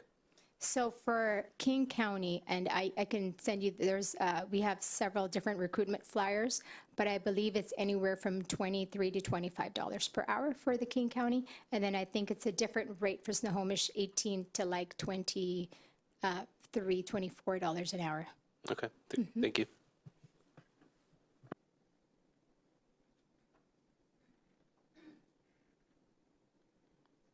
Great. Thank you. Thank you Oh, so that's much. the end. I'm sorry, I thought you just stopped. We're all done. Thank you. Okay. That's a long time okay, so city manager and council committee reports. None from the manager. Committee reports. Deputy mayor. Jeez. I only have two. I just wanted to report that Friday we had an all-day charrette on the 405 BRT. We ended with three plans that continue to be looked at. One is for a 195th Street, I guess, meeting point for 405 and 522. That was the one that was most highly rated when we went through the rating criteria. The downside is it's $200 million and there's no money. Yeah, which is really frustrating because Bothell has 3 different stops and they're all around 1,000 riders, and there's no money. And Kirkland has a stop that's 900 riders and $300 million is what they're going to be spending on their stop. So the second plan that's moving forward is a 405, 522 kind of meeting spot underneath the 405 over exchange. This is for final. This is not for the interim. The interim is basically, I think, going to be on 195th, and I have drawings. I guess I could have Laura forward to everyone. But so the second option is, I guess, WashDOT is actually preferring, and it's an inline station at 405 that would come down, and people would cross a couple streets to get to a 522 stop. And then the third is the Kaysner, although that is not anyone's preferred option except for Bothell, because it is a bit of a detour. And they gave us ridership numbers that show it is substantially higher the fewer detours there are off of 405. So we're supposed to have another meeting in 2 to 4 weeks to kind of hammer out the final options. I anticipate that it'll end up being 522 because there is no money. So there may be some accommodation. Someone recommended maybe having some sort of pedestrian access to the UW campus, so that might help, but it certainly will not address the fact that there is no parking garage, and so the only access people will have is if they get dropped off by someone or if they ride the 522 bus from downtown to the 405 stop. So it's not ideal, but I wanted you all to know what was going on. And then the second update I have is just for you to all know that Sound Cities Association won the Organization of the Year by the Municipal League. So that's a pretty big honor, and we all belong to it. So there's a award ceremony in May if anyone's interested in going with me. That's it. Any other council committee reports? Yes. Councilmember McAuliffe? Well, I just wanted to make note, because last meeting we kind of went a little bit quickly through what I'd like to report and what we all reported. So the East Side Transportation Board, we all attended. Deputy Mayor Durr, and James McNeil as well, council member. And I thought what was really exciting is that the Swift Green Line began service on March 24th. It goes and stops at Canyon Park. Every 10 minutes, you can access this Swift Green Line, and there's connecting to Bothell Everett Highway and also to Payne Field. So it's really exciting for us to have this opportunity, and hopefully one day it'll come down to Bothell. But at this point, it is available to anybody at 128th Street in Canyon Park. So if you want to go to the airport at Payne Field, off you go. But it's pretty nice to have it this close. All right, thank you. Any other community reports? All right, we're good. Going on a visitor comment. Each person addressing the council will give his or her name in an audible tone of voice for the record, and unless the council grants further time, shall limit the address to 3 minutes. No person other than the council and the person having the floor will be permitted to enter into any discussion, either directly or through the member of the council without permission of the mayor.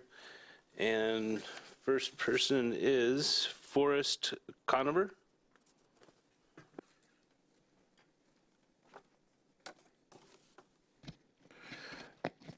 Thank you.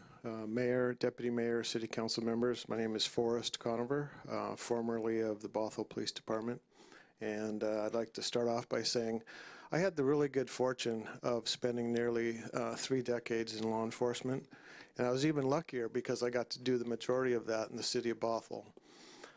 And I appreciate the opportunity tonight to share my comments regarding the city's study on the possible termination of the municipal court across the street, or contracting our court services elsewhere. Back in the early 90s, I was part of an original team member who worked on the research of bringing the municipal court to Bothell. I also lived through the days. For years, we used a joint court in Redmond, and our officers had to travel to Redmond to go to court. And I'm not really sure what the study will say when it's concluded, but I can tell you after 25 years of our municipal court being in existence, it has been a much better experience, without a doubt, in every way. And this is why. Our citizens right now conduct legal court services, businesses right across the street in town. They can get copies of paperwork, obtain record checks, pay a fine, ticket, attend court, serve as a juror, all right here in town, and they don't have to drive to another city to do that. Right now, our police officers don't have to leave town for hours to attend court, testify, get a search warrant. I can remember days where we spent more hours in Redmond than we did in the city of Bothell. And, and that was usually on overtime, and that just didn't seem right. So having our court here is a huge benefit to our community for police protection. I've also seen the students from our schools and colleges come down from their law classes, working on legal projects, and they get to find out about the legal system right here in town. Our citizens that serve on juries can do that right across the street. They can come down and be part of that process. Our probation department, they do outstanding work trying to help mitigate the opioid crisis, helping the addicted in Bothell come down and without adding another layer of difficulty and trying to get transportation to another probation department somewhere else. We have probably one of the most talented judges, court administrators, court staff that I've ever seen, and that includes our prosecutors, who provide exceptional service daily. It's hard to even think of a downside to our municipal court. I guess if I had to think of one, it would be the fact that sometimes citizens come in looking for passports and have to go to some other town now to do that, and they're pretty disappointed with that. And in closing, I'd just like to say this truly is a quality of life issue. What made sense when we formed the court 25 years ago makes even more sense now than it did then. One of the best parts of spending my career in Bothell was the fact that our city council and our city administrators and our city staff, when it came to quality of life issues, they consistently put our citizens first. And I think the evidence, and it continued to do that, and the evidence of that is all around us. All anybody has to do is look around. our city, our streets, our schools, our parks, downtown, our public safety, and our municipal court. It's all part of that. So my hope is if and when it does come to a vote to keep our court, that you vote to keep our court for all those reasons and more. Thank you. Thank you. Next is Joanne Chappell.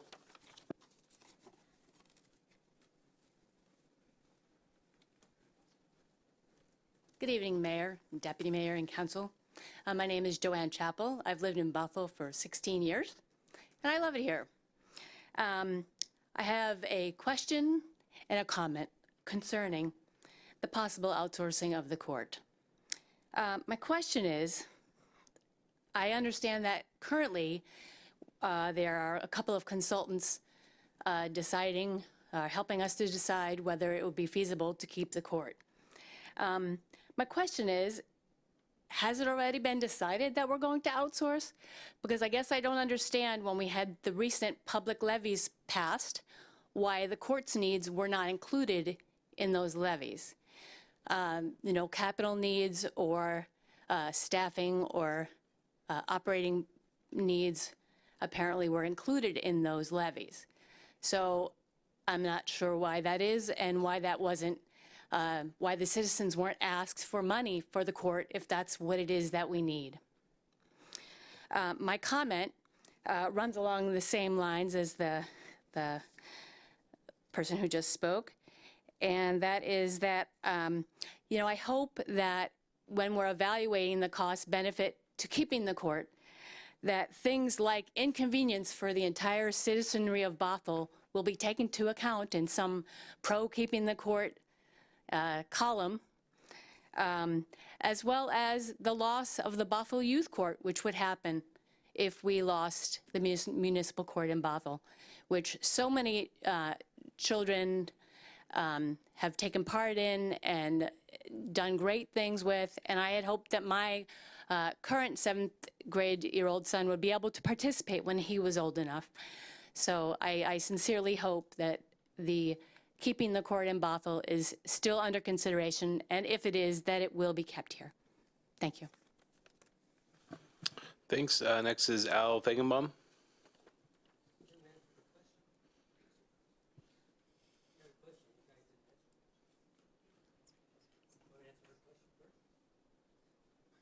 No, we don't answer questions from the dais. Are you going to get up and give your public comment?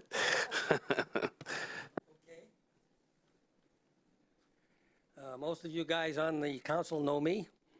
I came here tonight to discuss a couple of issues, but I won't discuss the first one because I had my question answered before the council meeting. But I'll make a couple of comments on what I heard tonight. I was very pleased with the comments that were made from the different presenters. I'd like to correct the Census Bureau, though. They said that the census data is totally confidential and not available to anyone. They forgot to add except the Russians, because they will probably have access to it. The other issue I wanted to talk about tonight is first responders. And since you guys know me, you have no idea what I'm going to say. So I will tell you. You've probably heard the same news I did about the sheriff's deputy who was killed in Kittitas County a couple of weeks ago, and they had a very nice memorial for him, I think last week. And I was listening to that, and it occurred to me that this isn't right. I've seen and heard about too many memorials for first responders.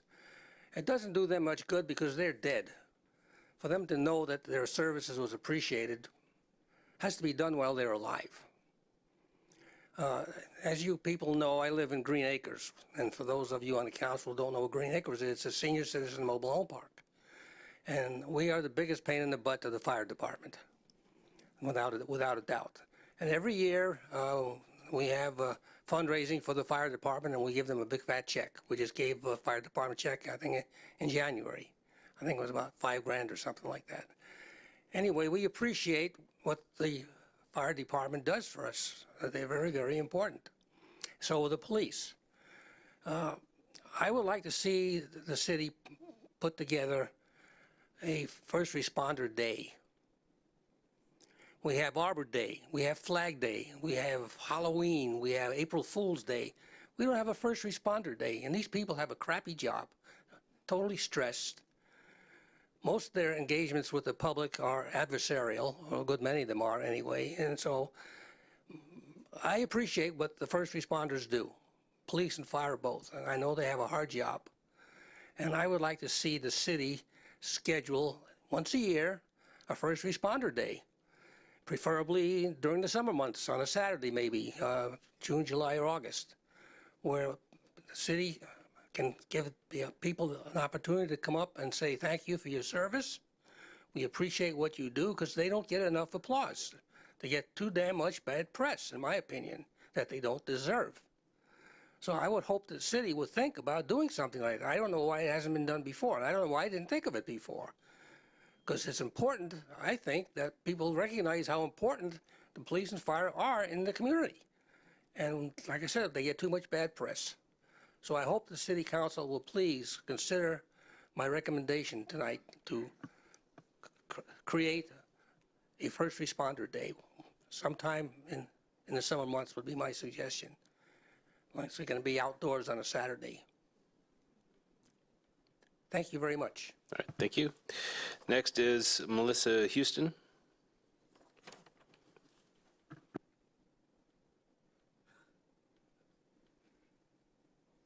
Sorry, she's not here anymore. Okay, next is Rosemary Sutton.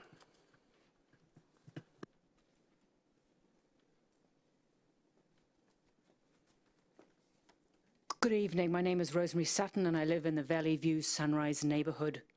Like many of my neighbors, I have conflicted feelings about living so close to the Cascadia College UW Bothell campus.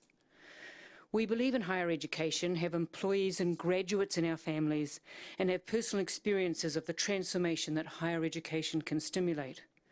However, we have been let down by the Bothell campus and no longer believe they consistently operate in good faith. Consequently, we need your help. In particular, I want to talk to you about the vegetation buffer between campus and single-family homes. The campus did not maintain that buffer as was required in the former PUD, and you as City Council helped ensure that campus made some efforts to remediate the deficiencies. Unfortunately, this remediation was inadequate and has not been effective, and you'll see some pictures in just a minute. We, the neighbourhood members, were told during one of the public meetings to negotiate the master plan that the upland site would not be built on for at least 5 years, as it was adjacent to single-family homes and the buffer needed time to mature. However, the first new building since the master plan, a huge parking garage, will be on the very site that we were told would not be built on for a number of years. Unfortunately, this oral commitment was not codified in writing. Consequently, we need the city's help to ensure that campus follows its oral commitments and that the buffer is fully planted and maintained. At a recent open house, the landscape architect had beautiful sketches and pictures, but I do not know how much of his vision will actually be implemented. We need your help to ensure that what we were told at the public meeting will be realized.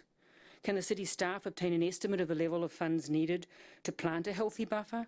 And can you mandate that this level of funds are set aside by campus? I'm also concerned that campus is only planning on using one-time resources to plant the buffer and is not setting aside ongoing funds needed to maintain a healthy buffer. At the most recent open house, I asked campus representatives about ongoing funds, and it appeared that those conversations had not occurred. I urge the city staff and council to find a way to ensure that campus devotes adequate long-term resources, financial and human, to landscape maintenance. Unfortunately, I believe that without written mandates, campus will let us down again. So we need your help. Thank you for your time and consideration. Thank you. Next is David Steiner.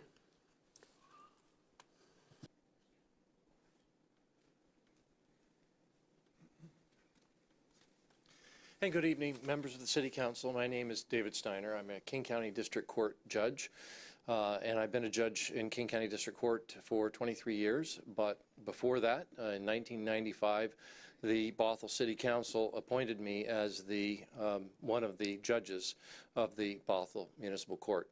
I was unfortunately a judge only for a short period of time before I was able to obtain an appointment to the King County District Court. But I was a Bothell judge. I'm currently the chair of the Council on Independent Courts.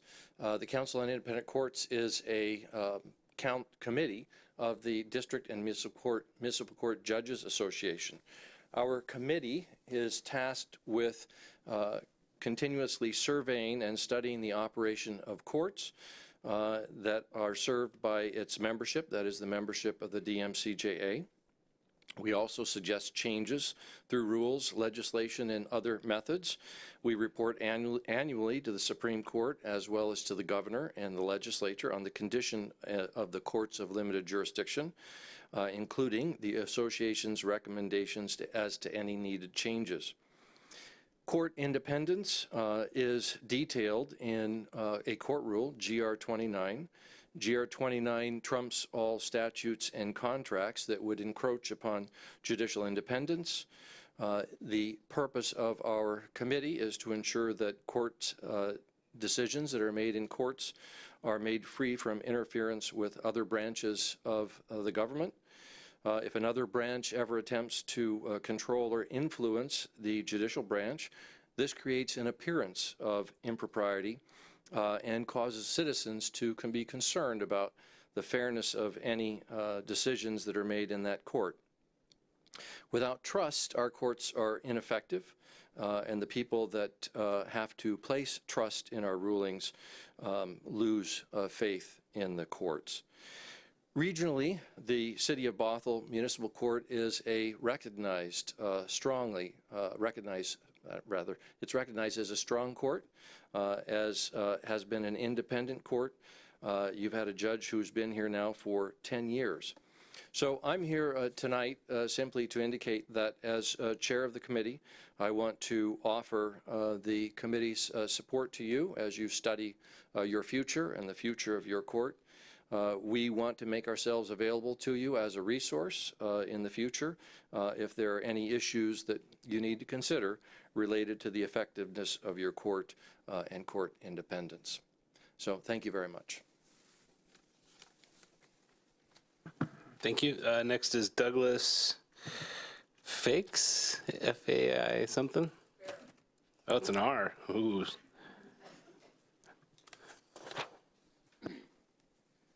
Good evening, Mayor, Deputy Mayor, and Council. I'm here serving in a unique position. My name's Douglas Fair. I'm the presiding judge for Snohomish County District Courts. That's for all district courts in Snohomish County. Before that, I spent 10 years as the municipal court judge for the city of Edmonds. So I really can speak to the differences that a city is going to experience when they go from a city court to a member of a multi-jurisdictional court. And I can speak from very personal experience, having experienced both for a number of years. When you have a city court, you have a court that is focused on the needs of its citizens and only of its citizens of its city. They are accountable, they are nimble, and they are responsive. They really can focus on the needs of the local community, for example, like the excellent youth court that has been developed in Bothell under the current administration. When you join into a multi-jurisdictional court, that really changes. For example, in Snohomish County District Court, we serve about 5 different cities, Washington State Patrol, and Snohomish County Sheriff's Office. We juggle all those cases, doing the best we can to meet the needs of all those constituents. Kirkland, your closest municipal court, juggles about 6 different municipalities in how they operate.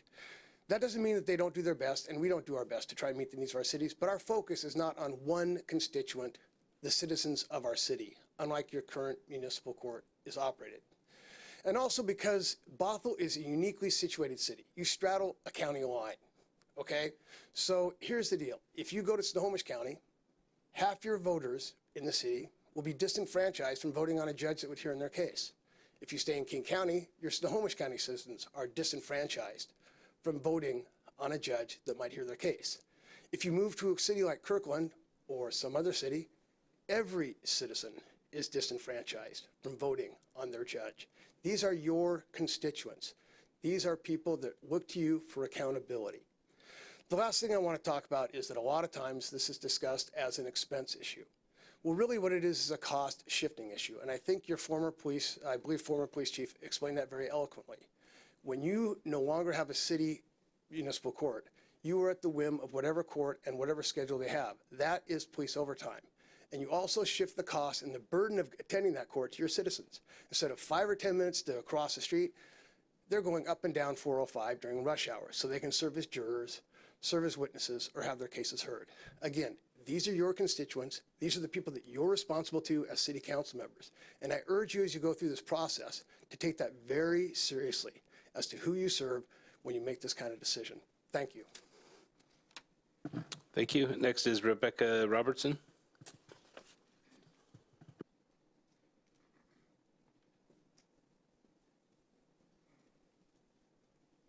Thank you very much. My name is Rebecca Robertson. I'm a judge with Federal Way Municipal Court. I'm also the president of the District and Municipal Court Judges Association. I've reached out to you previously offering our assistance in your analysis regarding the Bothell Municipal Court. I also grew up in Bothell. I grew up on the West Hill of Bothell. I went to school with Councilmember McAuliffe's daughter, and I consider Bothell my hometown. So not only do I care about the justice system in Bothell as a judge, I care about it on a very personal level. Bothell Municipal Court truly is the people's court. It is likely the place where folks are going to meet their government, where most people are going to have contact with the court system and usually with any other branch of government. It is also different from any other executive branch department, such as public works or fire or police. It is the third branch of government. It is the third co-equal branch of government. And the decision to terminate the municipal court and outsource it to another jurisdiction should not be treated as an executive branch service that might be taken over by another jurisdiction. We are willing to assist the council and the city in analyzing these issues. We've done so before. We have a lot of experience with the legal and practical issues regarding court regionalization or outsourcing a court. In some circumstances, it does make sense for very small cities to consolidate courts. A small city, say like Ruston Municipal Court, who cannot maintain a court 5 days a week and therefore affects the access to justice for their citizens, might be better served consolidating with other smaller courts so that they at least have a courthouse open 5 days a week that the citizens of all jurisdictions can go to. However, Bothell has a full-time court, and it's my understanding that in the next election cycle, the citizens will have the ability to actually elect their own judge for the first time because it is a full-time court. Given how Bothell is growing, it is likely that the court will need to expand it as well and possibly need more than one judge. If the Bothell Municipal Court was terminated, then all of the citizens would have to go outside of the city of Bothell for their court services. All the jurors, all the witnesses, anyone who got a ticket, anyone who was the victim of a crime would have to travel to another city. The city of Bothell would have absolutely no control over their court budget. They would have to pay what that other jurisdiction told them to pay.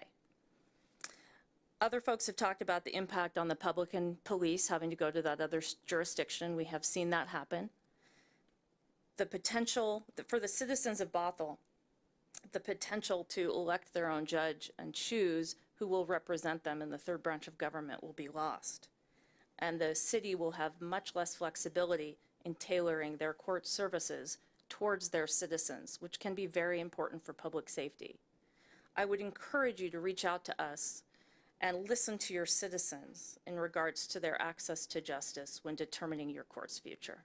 Thank you. Thank you. Next is Amy Yarno.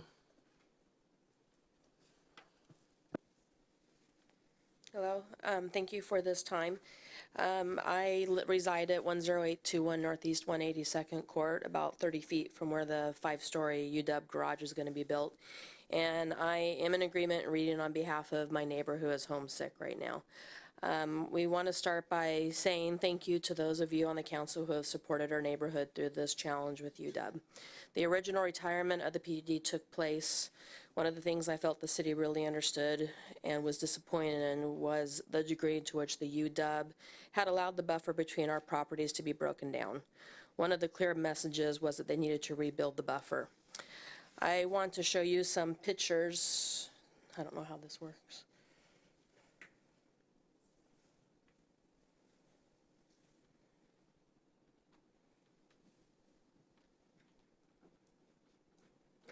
Focus. Sorry.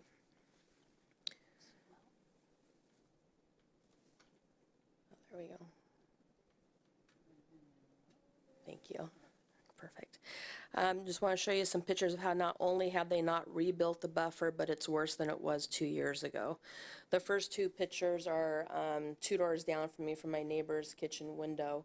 This is her window, and she can see straight through to the Discovery Building north during the day, and this is at night. And this is across the street and down a long grassy field where you can see the lights and how far they enter into her home. And the garage is going to be built even closer to that. The second page of pictures is from the university side, looking into the back of our homes. We were all told that the level of planting would be put in place and allowed to grow before any building took place, and would not allow any visibility below 20 feet. So you can see how you can see straight into the homes. Clearly, that promise has not been kept, and you can see by the timeline that's presented by UW Open House that they do not intend to do any planting until all construction is done, which will be in the spring and summer of 2020. I would like to ask those of you that manage the permitting process not to allow this permit to go through until they follow through on their commitment to get the border planted and grown. In lieu of that, I would like to ask that the right people put the right measures and potential penalties in place if the UW continues not to meet the requirements. In addition, ensure that they put a funded plan in place to maintain this buffer going forward. We did ask about this plan at the open house, and then we were told there was no plan to maintain. Thank you. All right, thank you. Next is Dave Larson.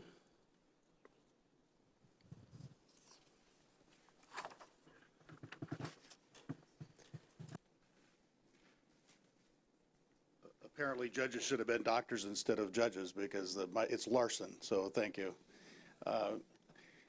Thank you for the opportunity. I first want to start out by saying how much I respect what you do. I was a school board president, and so you get sworn in, and so occasionally you get to be sworn at. So, but you're still here, and you're trying to do the best you can for the people of your community. Each of the reasons you're here is individuals a fingerprint, and but the love of what you do is what keeps you coming to the meetings and coming ready to try to serve. And the reason I bring that up is not to kiss up or to patronize. It's to point out that that's what us judges are doing too.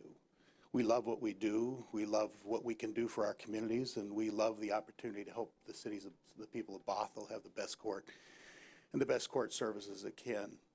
Like Judge Robertson said, it's a little different. We're in the human dignity business. When people come and see us, they got to feel confident that they're having a fair shake. We're already using city resources and buildings, and police are right across the street, or in our case, they're in the same building. So the notion of being independent is significant. It's just like if you had a dispute with your neighbor and your neighbor got to hire the judge. You wouldn't necessarily feel you had a fair shake. So the independence of the courts are significant.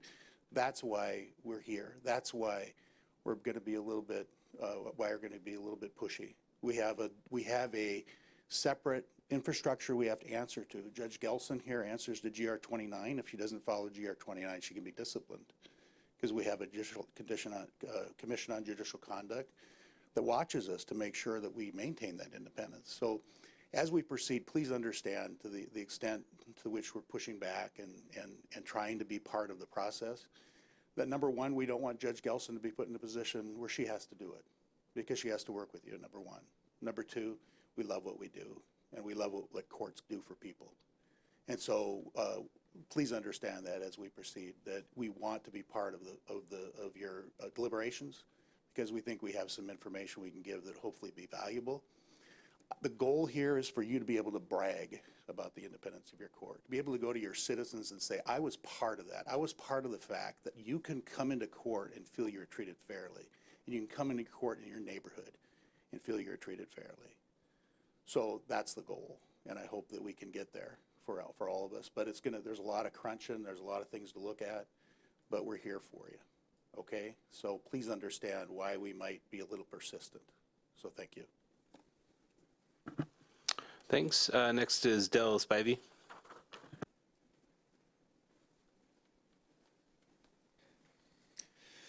Good evening. Thank you. My name is Del Spivey. I'm here to talk about the court as well. We have a gem of municipal court here in Bothell. We have something that has, as you've heard, has gotten many accolades and recognition for the quality of the court and Judge Gelson and the programs that have been created here in Bothell. The city has, for the betterment of its citizens, purchased millions of dollars of open space in the last several years. Way back probably 26 years ago, 27 years ago, the people voted to have a court. When they voted on a bond to build that building over there, they said, we want a court. And they voted to have a court. So to get rid of a court, our court, would be a slap in the face of the citizens. They want this court. I mean, golly, what can I say? It's a great piece of our community. And as all the other judges and other people here have said, it's independent of everything else, but represents the city in the most positive way possible. And it gives kids an opportunity to see another career path, possibly. There's so many benefits to having our court. The one thing that's been talked about is the traffic. You know, if our police officers, our citizens in the traffic. Well, it's greener to have our court here. We're doing more for the environment by having it here than by having it go somewhere else, and likely have to subcontract in 2 different counties. So again, we would be at the whim of those jurisdictions that we would subcontract with to their costs, and then our overtime costs and our travel costs, and what we're doing to the environment. So I urge you to just keep our court. That's what we want as citizens. We want our court. So please do that. Thank you. Thanks. Next is Elise Deschenes. Dang it. Deschene.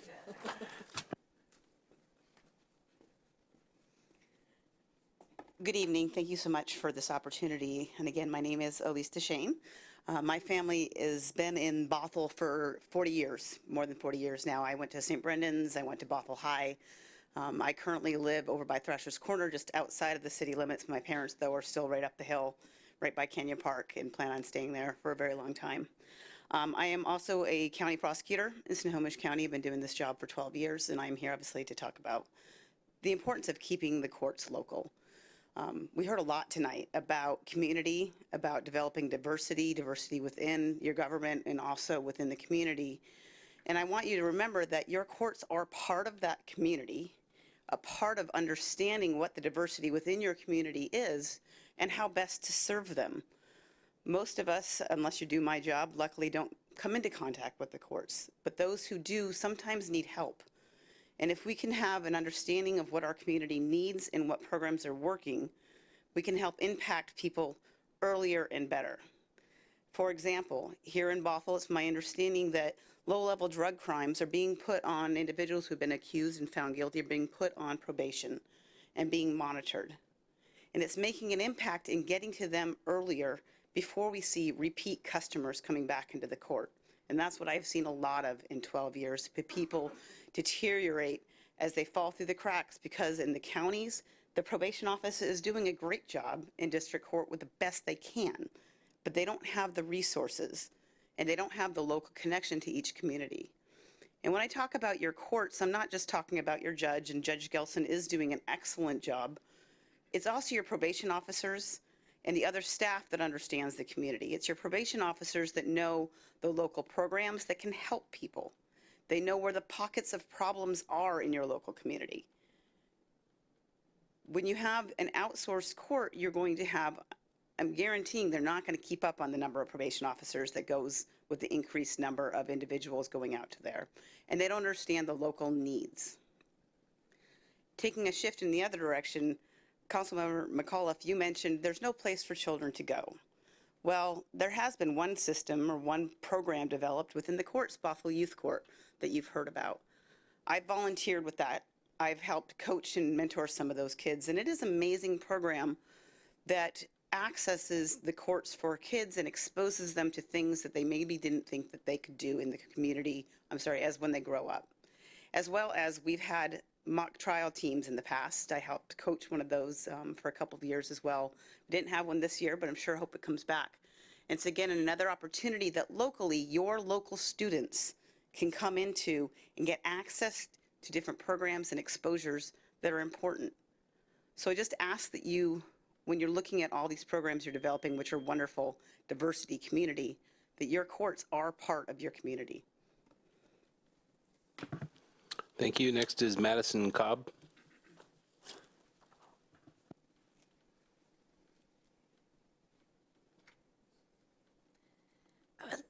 Sorry. I would like to start off by thanking all of you for your service to the City of Bothell and thanking you for your time tonight to hear our words about not getting rid of our beloved courthouse. My name is Madison Cobb, and I'm a 17-year-old senior at Bothell High School, doing full-time running start at Cascadia College. For the past 3 years, I have had the amazing opportunity to participate in Bothell Youth Court, a program available through Bothell Municipal Court for teens to run a true courtroom hearing revolving and catering to a peer who received traffic violations. For 2 of those years, I participated in mock trial, held at Bothell Municipal Court, where I and other high school students created a full court case based off of a fictional testimony and competed against other schools. And finally, twice a week for the past 9 months, I have had the incredible opportunity to volunteer in the clerk's office at Bothell Municipal Court, where I file papers, put together juror qualification packets, and assist everyone with what they need to do that day. All 3 of these experiences have taught me so much, and I can truly say that I have grown as a person from them. In Bothell Youth Court, driving-age teenagers who receive a traffic violation have the chance to go through a hearing following the restorative justice model. The judge, advocates representing the city and the respondent, bailiff, clerk, and jury are all comprised of teens. The teen who has gotten the fraction, also called the respondent, goes through the hearing and at the end is presented with a disposition, which would be called a sentence in normal court. The disposition is designed to give back to the Bothell community and can be a variety of things, such as completing community service hours, creating a presentation or essay that is then shown to their driving-age peers about the importance of safe driving, and other more individualized tasks, which will help the respondent learn from and accept their mistake while establishing themselves as a productive and safe member of the Bothell community. Mock trial is just that, a mock trial that is put together by teens all over the state, divided by different schools or districts who receive the same case testimony and create pre-trial speeches, opening statements, closing arguments, and witness questions. The teams then present to real judges and attorneys in the state of Washington in a competition. I have learned so much from this, including public speaking skills, how to most effectively work in a team, and how to craft speeches. I have and will forever be grateful that I've had this opportunity. Since volunteering at the courthouse, I have not only seen the ins and outs of how this wonderful courthouse is run, I have also grown to see this building as a second home, and it will be a devastation to our community to see it go. If I had one wish in this life, it would be for other kids to have the same incredible opportunities that I have had through the Bothell Municipal Courthouse. I once again thank you for your time. Thank you. Is there anybody else that wants to provide public comment? Go once, twice. Okay. Yeah, we're not even to the consent agenda, but does everybody want to break up here? We ready for a break? Yes. Yeah, okay. So we're gonna take a break and be back at 8:15.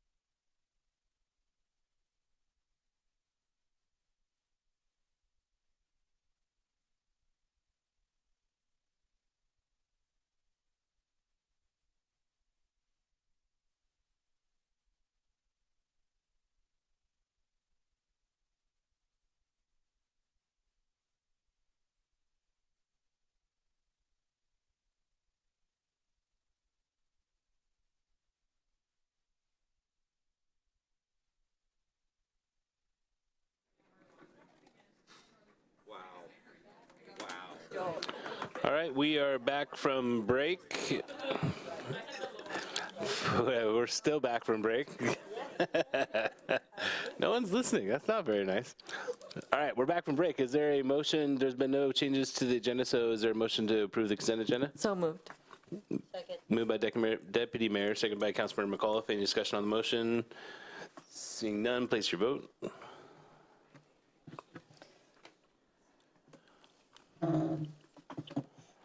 Passes unanimously. New business, AB 19-056, update on, before we get into this, do we need to extend the meeting? How long is this item expected to go for?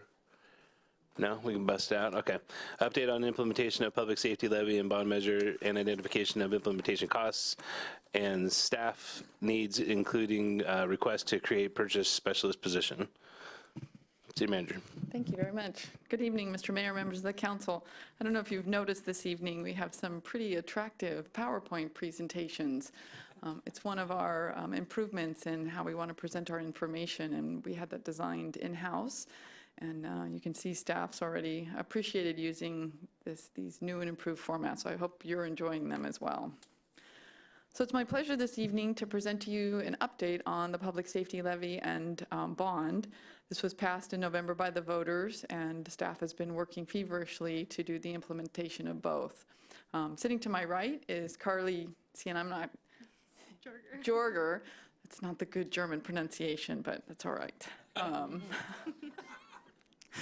My dad's name is Jorg, so it's, yes, so Jorger, I'll have to practice that.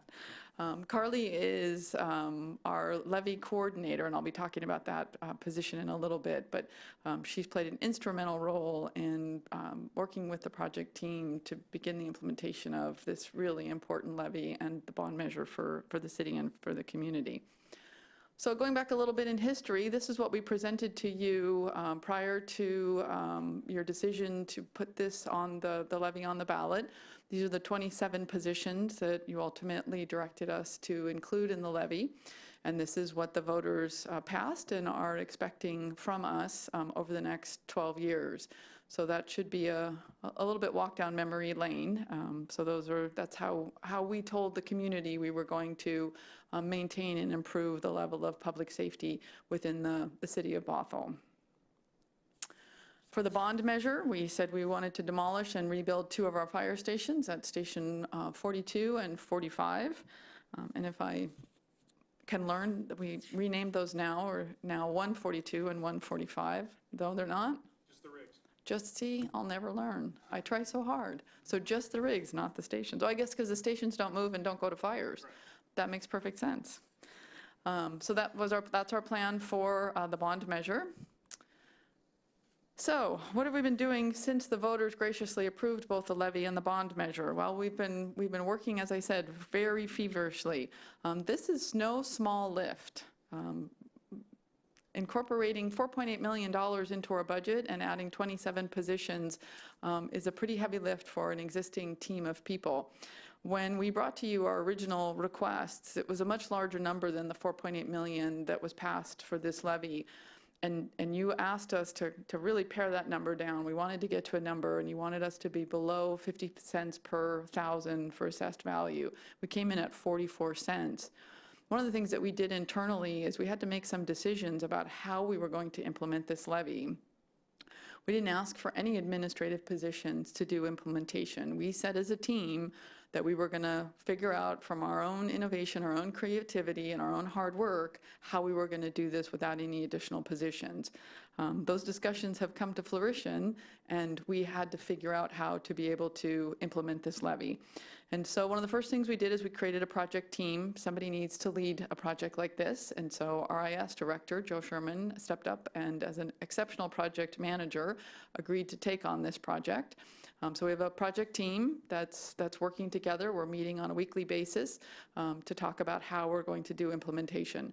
One of the things, we designed a logo. We wanted to start communicating to our community. Thank you very much. And if you have been by the Station 42 and 45, we have some signs up that tell the voters that this is going to be a new fire station, and thank you for your support on the bond measure. We also have developed a project management software program, which our amazing Carly has taken the reins of. It looks similar to a Gantt chart, and it's basically taking every single position and every task associated with that position and putting it into a timeline along with costs so that we can monitor all of these positions and everything associated with it over the 12-year period. And she's doing a fantastic job with that. We've hired some limited term staff to fill some of our immediate duties that we need. One of them is the levy coordinator.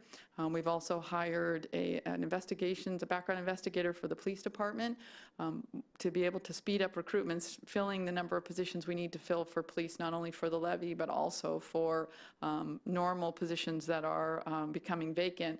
We needed some additional support in the background, in background investigations. We also have hired a limited term IS, technical support. There's a lot of people coming into this organization, and they all need some sort of information services technology. We've also are creating a limited term position for a senior accounting specialist. I'm going to talk about, we've talked about establishing the separate funds. We want to make sure that every single penny coming in for both the levy and the bond are accounted for. We've created those two separate funds. That was presented to you by the finance director. We want to make sure that that's all accountable. So we're going to have this limited term position start that for us and really build to make sure that we're accounting for all of those monies. A couple weeks ago, you approved 2 loans from the utilities so that we could begin work, because our first payment doesn't come in until May for the levy, and the bonds won't be floated until sometime in fall. And so we need money to be able to start to deliver some of these services and begin work on the fire stations and to be able to start hiring folks. And so you approved those loans for the year. We did hire 4 firefighters, actually 6. Unfortunately, 2 haven't made it through the academy, but the other 4 are going strong and we understand are exceptional, and we look forward to their graduation in May. The lead probation officer, which was included in the levy, was also filled. The IAS applications analyst has been hired and should be starting in the next week or 2. And then we also just recently hired our first 2 police officers funded by the levy, and we're very excited about that as well. So as you can see, over the last couple months, we're really starting to make some progress on the work of implementing the levy. This is included in your staff report and not really legible up on the screen, but I just wanted to be able to address it. This is our hiring plan for the vast majority of the positions. You'll notice one area, the navigator, doesn't currently have a hiring date, and that's because we received the significant amount of funding through King County, and we're just starting to develop our program, and so we'll be hiring that position at a later period of time, and that's why that's blank right now. But you can see the progress that we're making. It's all color-coded. There are the 27 positions. We also included some additional public safety positions that need to be filled, so you have a sense of the magnitude of the work that's happening to make sure that these positions get filled and we deliver the services that we've promised to deliver. The bond measure, we also created a project team for the bond measure. We issued an RFP for a project manager. The interviews were conducted and someone was selected, and negotiations are nearly complete or complete, and we're getting very close to signing the contract so this person can get on board and start to get working. There's a picture of the sign. These are up at 42 and 45. So we're telling the voters thank you so much, and this is where you're going to see some brand new fire stations in the years ahead. So some next steps for the public safety levy. We want to continue the hiring. That's the fundamental focus of the levy. We hope to have the positions filled within an 18-month period. We do need to look at some space needs. There was money in the levy for space needs, not quite enough. So most notably at the police department, which is busting out at the seams. We're getting creative and trying to reconfigure the attic space, not for people, but for storage, so that we can maximize the space that's on the first floor and the second floor. But that is, we're going to have to find space for those individuals, and that's going to cost a little bit of extra. We're working on purchasing the vehicles, all the necessary equipment, and any furniture not related to the fire stations. That's usually included in the construction project, but there will be needs that the fire department will also have to implement their 6 positions, the vehicle that's associated with that, the aid car, and then potentially any other needs that they might have. We plan to return to the City Council in June with a very detailed plan. We want to show you the costing plan over the 12 years, what every single position is going to cost, all the equipment, and how that plays out with the 12-year levy. Do keep in mind that the levy does increase by CPI for the first 6 years, and then by state law, there's a decrease down to a 1% increase. And so you're going to see by years 5, 6, 7, 8, 9, you're starting to see a decrease. And we'll have to very carefully plan the future of how we balance the levy monies that are coming in the general fund before we go to the voters again in 12 years and ask them to continue this levy if they're happy with the level of service that they're seeing from the addition of these 27 positions. So in June, we'll be bringing that to you. For next steps on the bond measure, we want to develop a design-build option. So how do we want to design and build these fire stations? There's multiple ways to do that, and we want to assess that. From that, we'll be able to create project schedules, but we have to first figure out how we're going to do our design-build, and then we'll begin preparing for a bond issuance. So lots of activity also happening with regards to the 2 fire stations.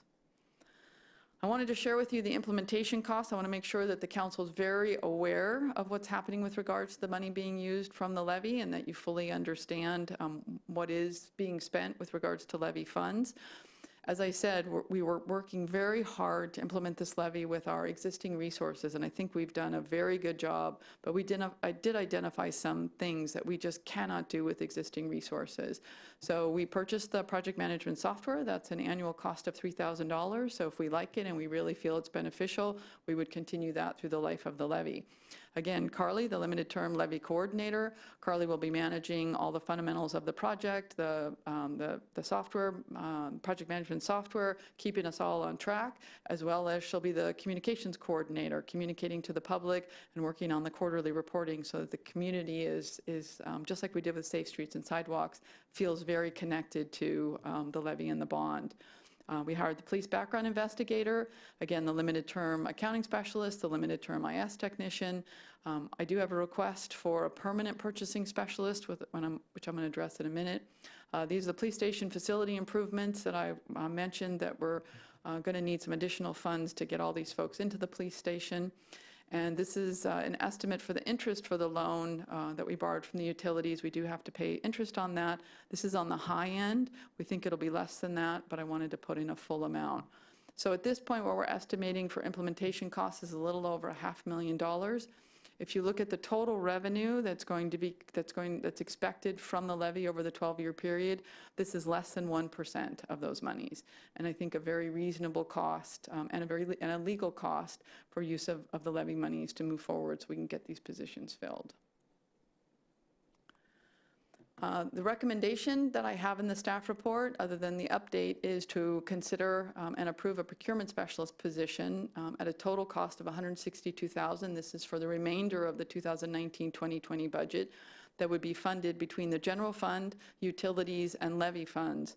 The reason for this position, the request for this position has sort of multiple sources.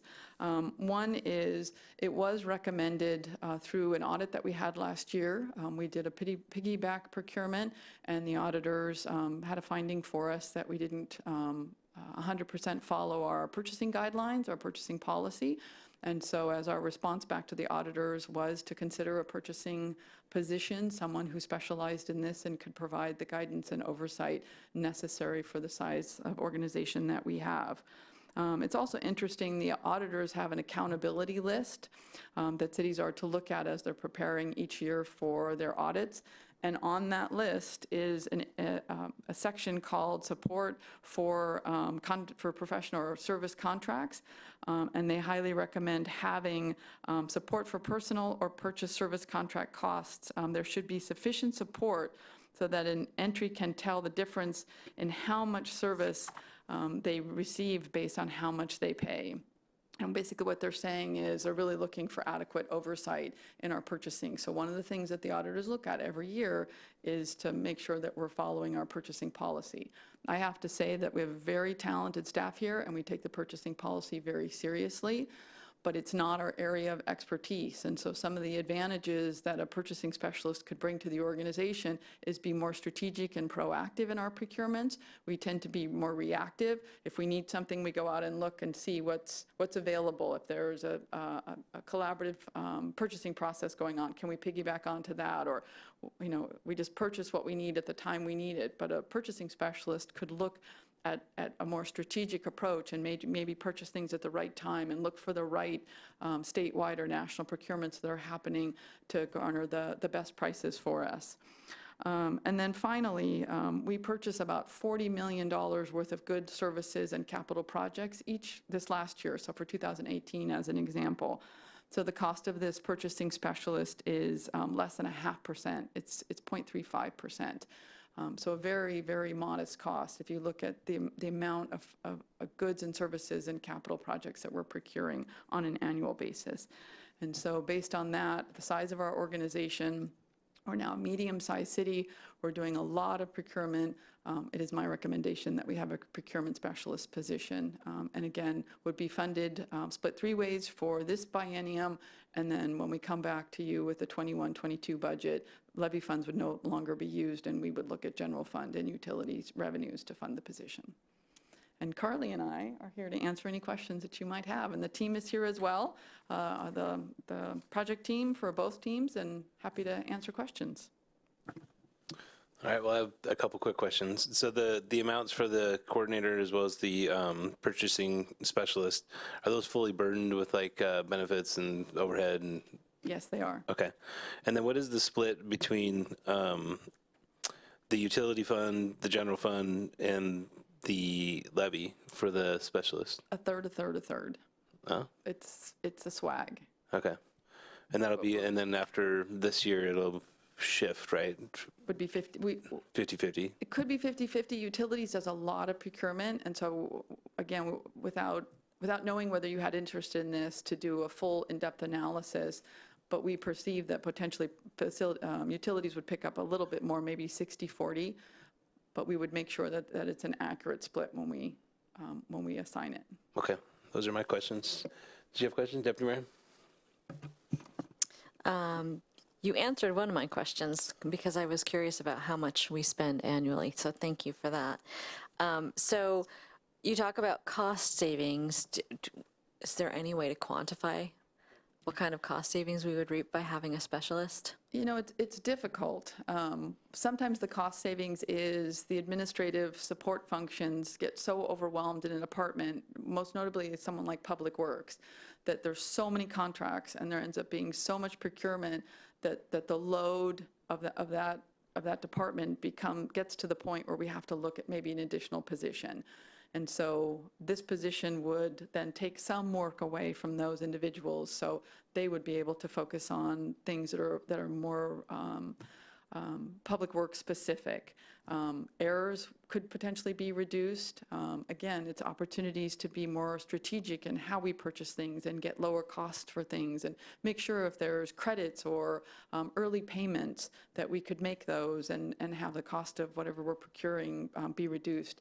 And unfortunately, we just don't have the staff and the expertise. People get certified in procurement. I mean, that's how critical and important it is for the business function.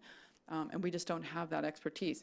Again, I think the team is doing an outstanding job, but to have someone really focus on it, I think would be appreciated by the auditors, would be very well received, and certainly would be of assistance because we all basically rely on each other at this point. There are no templates. We sort of go to who we perceive to be an expert in an RFP for a service or a bid process, and use that person's time and expertise to help on another project. So it sounds like we know for sure that operational efficiencies would be the biggest gain from this position.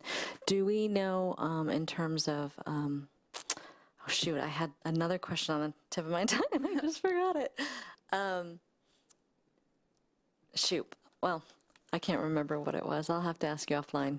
Thanks. Any other questions? Councilmember Zorns? You can do comments too, that's fine. We do want to make a motion before we had 10 minutes to go. Go ahead, go ahead. Actually, it's not. It's 8:45. So I can make a comment. I am sold on the need for this position. The thing that gives me the pause, and I went and did some homework, and I realized that we live in a high rent district, was the pay for this. $162,000 is on the, not the exceedingly generous, but it's on the nice side of what I was able to see. My concerns is that we are definitely going to need this person fulfilling this position as the fire station is built out, as our police have their needs met. My concern is that after a year, we're going to be tapping into general funds to pay for 40 to 50% of it. Could we at the end of 2 years, when the dust has started to settle for this, look at this position and say, do we need this person for a whole FTE, or could we use them for 3/4 and still meet the needs of the running of this city and effective and allowing the rest of our staff to do their job? It's a thought that keeps tumbling around in my mind. I don't know if it would get traction with the rest of you, but at the end of 2 years, I would like to be able to look back at this and say, yeah, let's keep them going for a full time, or maybe we don't need them full time. Maybe we only need them as a 3/4 position. Can I respond to that? So a couple of things. The $162,000 is for the remainder of the biennium. So the position itself, including benefits, was around $130,000. So the salary is $85,990. So just to clarify the salary portion, this is at par. We did a study of our comparative cities, and this is basically comparable to what other cities our size have as a procurement specialist. So it's right in line. We're at market with our neighboring cities, our comparables. It is very difficult to have a position assessed. Someone's in a position that has a full-time position, and then to tell them that they're going to be cut down to 3/4 hours. That's a union issue. We can't just change a job. And so once it's a full-time position, it stays a full-time position. I wouldn't know how to make that change. Councilmember Olson, did you have a question? Yes. So in the current budget, would this need an amendment, or would it be funded through savings and efficiencies? So there's some salary savings in the finance department so I will not need to dip into general fund reserves for the general fund portion. The levy monies will just come from the levy revenues, and from utilities, we'll have to take a look and probably do a budget adjustment. Will be included in the budget adjustment that we'd bring to you in December. And then also, so would this require modification to the city's procurement policies, or? The policy is set by council, and so this person would be basically the enforcer if for some reason they felt that there were things that could be added to further protect the city. That would certainly be their role, and we could bring an update, some recommended updates to the council. If they have suggestions, we would welcome that. Thank you. Councilmember Agnew. I understand that we just missed out on a bid for some vehicles recently, and this position would probably have rectified that. I'll be supportive of this position, but with the expectation that it will help us expedite the building of the 2 fire stations a little sooner than we may have anticipated. Thank you. All right. Anybody else? Are we good to go? Okay. Is there a motion? Move the recommended action. Second.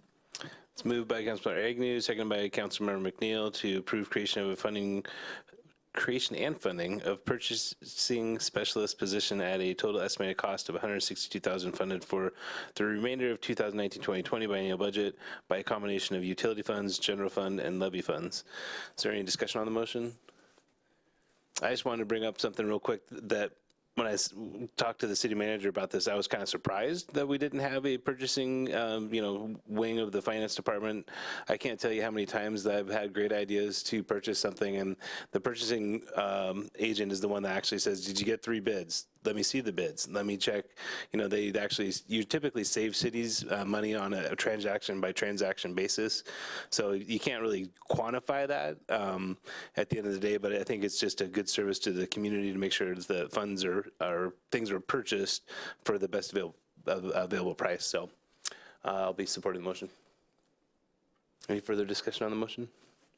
Seeing none, place your vote.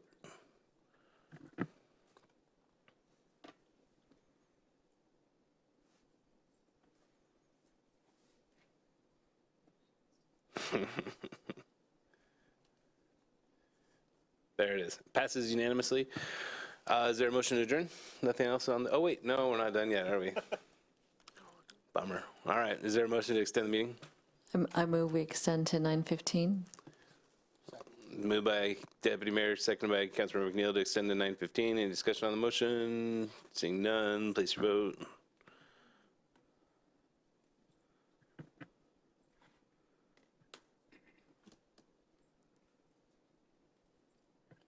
There we go. Place your vote. Passes 6-1 with Councilmember Agnew in the negative. And we are on to council discussion. Is there anything that council would like to talk about? Deputy Mayor. I just wanted to let everyone know that I was with our esteemed Community Development Director at the Museum of Flight this morning for a discussion with Challenge Seattle and Microsoft and Sound Cities about the Affordable Housing Trust Fund. I don't know if it's a trust fund, but Microsoft's setting up a $500 million rotating lending machine for affordable housing. And it was really, really inspiring. It's the single largest donation for this type of cause anywhere in the United States ever. And I think there was a recognition that was interesting from Microsoft where they talked about, it was really spurred by the head tax debate in Seattle because they recognize the role that business should play in, providing for service, not services, but providing, some sort of benefit to the communities in which they exist. And they were torn about the head tax, but at the same time recognized that something needs to be done and they have a part to play in it. And their role in this, I think, is to collect a lot of data for cities to use when making these kinds of decisions. And I thought it was pretty inspiring. They just showed a lot of charts about, and I can maybe share them. I took pictures of all the slides, so it's not easy to share, but maybe have Laura send them all to you because it was really, really inspiring, and I think it's going to make a big difference. So I don't know if there are any questions about that. The other thing I wanted to mention is Councilmember Agnew and Councilmember, who else came with us? Liam. I should have turned. Councilmember Olson and I went to Olympia last Monday, and it was, I think it was really worth our while, wouldn't you say? Yeah, and I would say from the results, so we all got the results of the Senate budget, capital budget, from the city manager, and I would say that our $50,000 investment in a lobbyist is going to reap many, many more dollars. So far, we've got 1.5 for the decontamination of downtown, and 1.08 for the bridge at Bothell Landing, and I think we're going to get 400,000. It's in the legislative budget and the House budget for 400,000. Am I missing anything? Oh, and that for Canyon Park, sorry. And the 405 is still in play, so we'll see. But pretty much all of our asks are still on the table, and I think between our lobbyist working it for us and all of us going down and lobbying for Bothell, I think it's made a really big difference. So I'm really proud of us that that we decided to do this big push this year, because it's reaping the rewards. So anyway, that was it. That was all I wanted to update you on. There weren't committees, so I thought I should do it in this portion. Councilmember McAuliffe. All right, I just want to encourage everyone, particularly the public out there who might hear this. Our Park Board Foundation will hold a fundraiser on April 17th at 5 p.m. at McMinimans, and 1/2 of those proceeds will go to support our parks. And it's also an auction as well. So I hope the whole community will come and support this because we know how much we all care about our parks. And we always need to have some help this board. And thank you, Deputy Mayor Dewar. I know you're working with them as well, with the Park Board Foundation. We need to help them and make them strong so they can help us support our parks. So everybody come.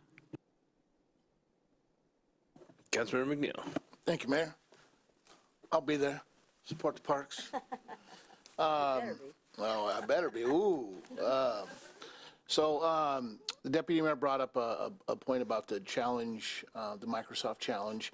I think it's awesome. I think we signed on to a letter for that. But at the upcoming PIC meeting, they're going to be looking for a recommendation on whether or not PIC should be sponsoring that. So I need to get this council's kind of take on that. I think we're going to go ahead and do that, but I wanted to make sure I get a nod from everybody up here that they're in support of that. Okay. Okay, great. I also want to bring up that SCA has got a letter of sign-on from many cities around the area, and this is April being Sexual Assault Awareness Month. And I wanted to see if we could make sure that we also sign on to that or do something for sexual assault. I mean, we've got several other cities that are doing it, so I'd like to make sure that we do that as well. The next Regional Law, Safety, and Justice Committee meeting, they're going to be speaking about the Navigator program, and I was hoping, I'm going to reach out to the chief and see if maybe she would be willing to come and speak for a few minutes on the great work that we're doing here locally in Bothell and throughout our region in support of that. I also wanted to talk a little bit about the MPRSA real quickly. We are, it's going to be coming up real quickly that we need to make some pretty tough decisions on funding and where we're going to go with the MPRSA. I do feel like we have a lot of support here on the council for the senior center. For most of you have spoke about how much support we have, but I'm going to try to, as the chair of that committee, try to ensure that we get a higher level of attendance at our meetings from all the participants, including King County and Snohomish County. Because again, like I said, we have some significant decisions that we need to make, and so hopefully Councilmember Agnew and Councilmember Olson, you too can also help me with our communications to them. So we also got, the senior center got money from the legislature, didn't they? Yeah, so that 500 did come through? It did. Okay, so it's actually going to be appropriated. So great work, great to hear. But there's a lot more work to do. So, and I think that is. I also, just on a personal note, I took a trip last week down to Vegas, not to gamble, but I went down to Vegas to learn about a different manufacturing, a type of manufacturing of homes.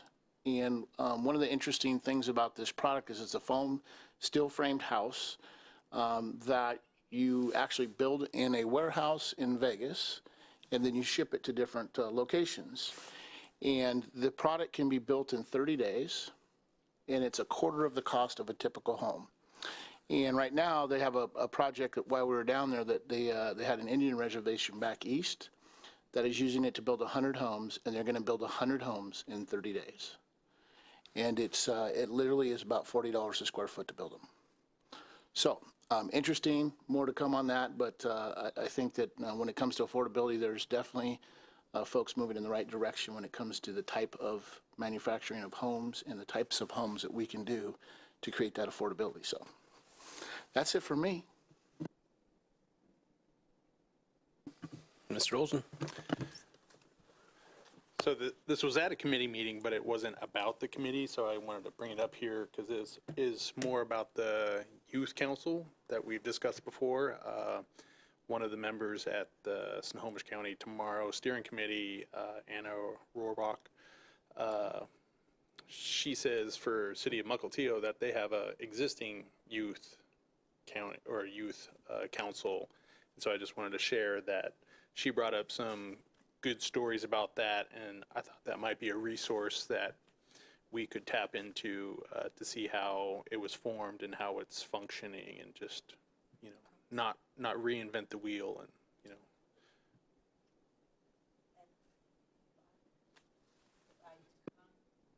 know. Wrong button again. If I could comment on that, I appreciate that very much, because Deputy Mayor Dewar and James McNeil, council member, and I met with 6 of our Bothell High School students, and they are helping us to kind of craft a mission statement and kind of the object of the youth council. And we're following a little bit of Kirkland, who has existed for 6 years, but I appreciate knowing someone else has. The research I have done has shown that young people really want to have a voice. This is a leadership position for them, and I hope we can move forward. So thank you. We're working on it. Do you want to go, or I got something? You want to wait? Okay. So as part of our team building as a council, I just want to throw an idea out there for the next council conversations. There's this, it's a quick test. It takes like a few minutes to take, and what it does is it basically helps you understand kind of like how you operate in a group. There's 4 categories. You're not just 100% one thing. You're kind of you'll be a mix of the 4 things. Some things you'll be very low on, some things you'll be high on. It's kind of like a reduction. I don't know if you're familiar with the INTJ, those kind of personality characterizations where you have 4 different things that you try to remember and nobody can remember them. So I just think it's helpful to know what each council member kind of like what they're kind of learning and their working kind of personality is. And I was just wondering if you guys would be interested in taking that test, and I can just give you the paperwork so you guys just could have it, and then we can make a list of us as a council and see what we are as a group, and so you kind of can read about each other and try to understand how each other hear things and process information and that type of stuff. Would you guys be interested in doing that? We will not make that a public record if we can avoid it. So are we gonna, I guess we can't avoid it. Never mind. Easy now. I guess we will be making it a public record. The entire public gets to know what our personality type I can look into it and get back to you before you do it. Okay, that'd be good. Do we get cartoon characters too? No, I was just looking this up to try to remember the 16 that you're supposed to try to remember, and that's not very helpful. I think it's easier with the 4. So I was just wondering, if it's confidential, could the Russians find out about it? Yeah, that'd probably be a good thing if they found out about it.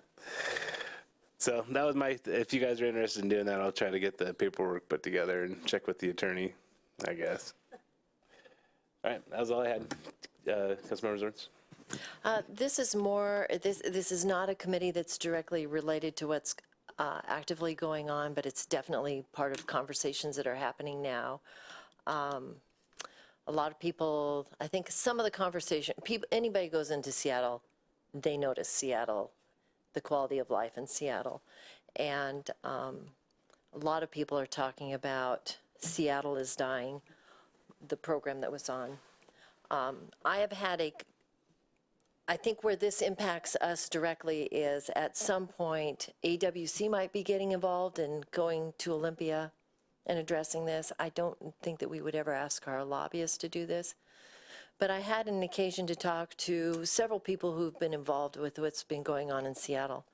And what's happening in Seattle, their program for remediating drug abuse is not effective.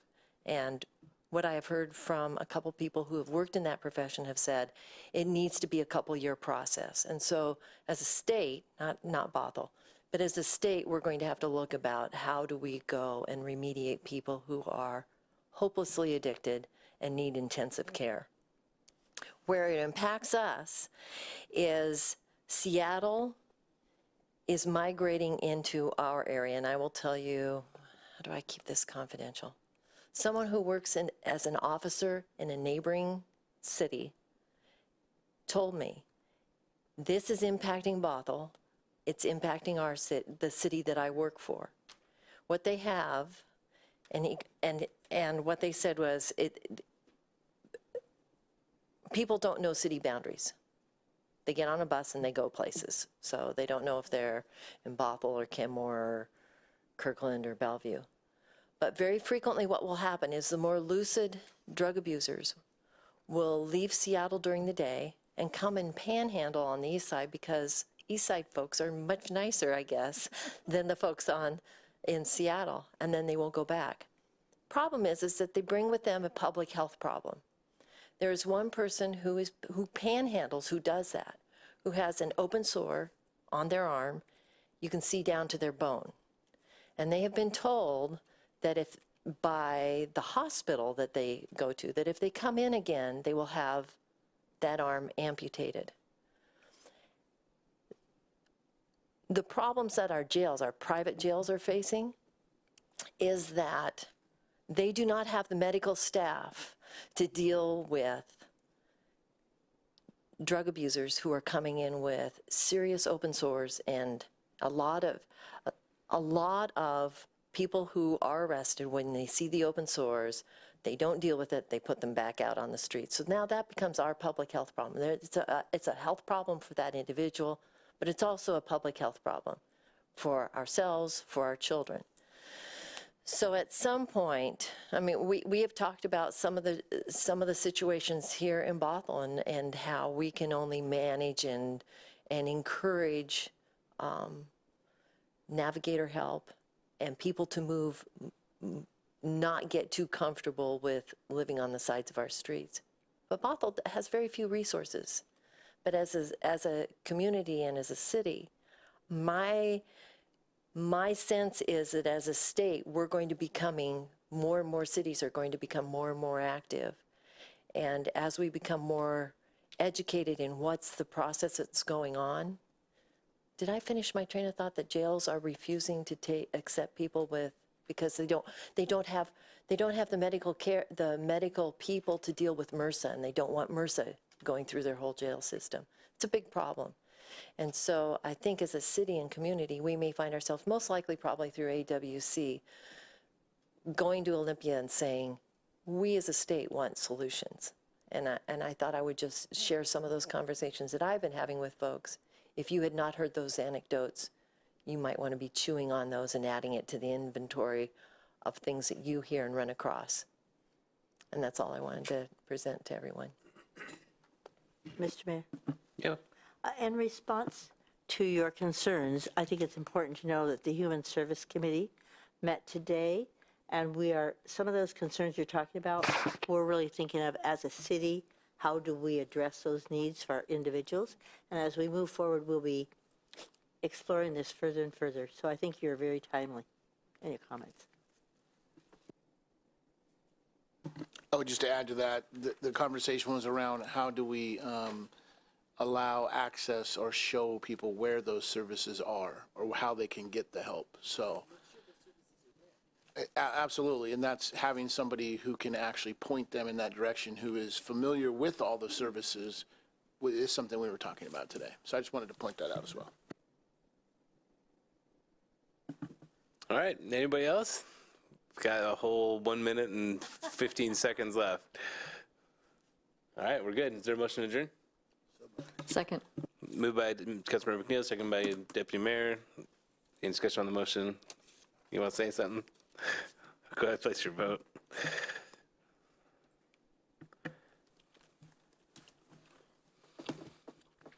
Oh, come on. Passes 5-2 with Councilmember McNeil and McAuliffe in the negative. We're adjourned.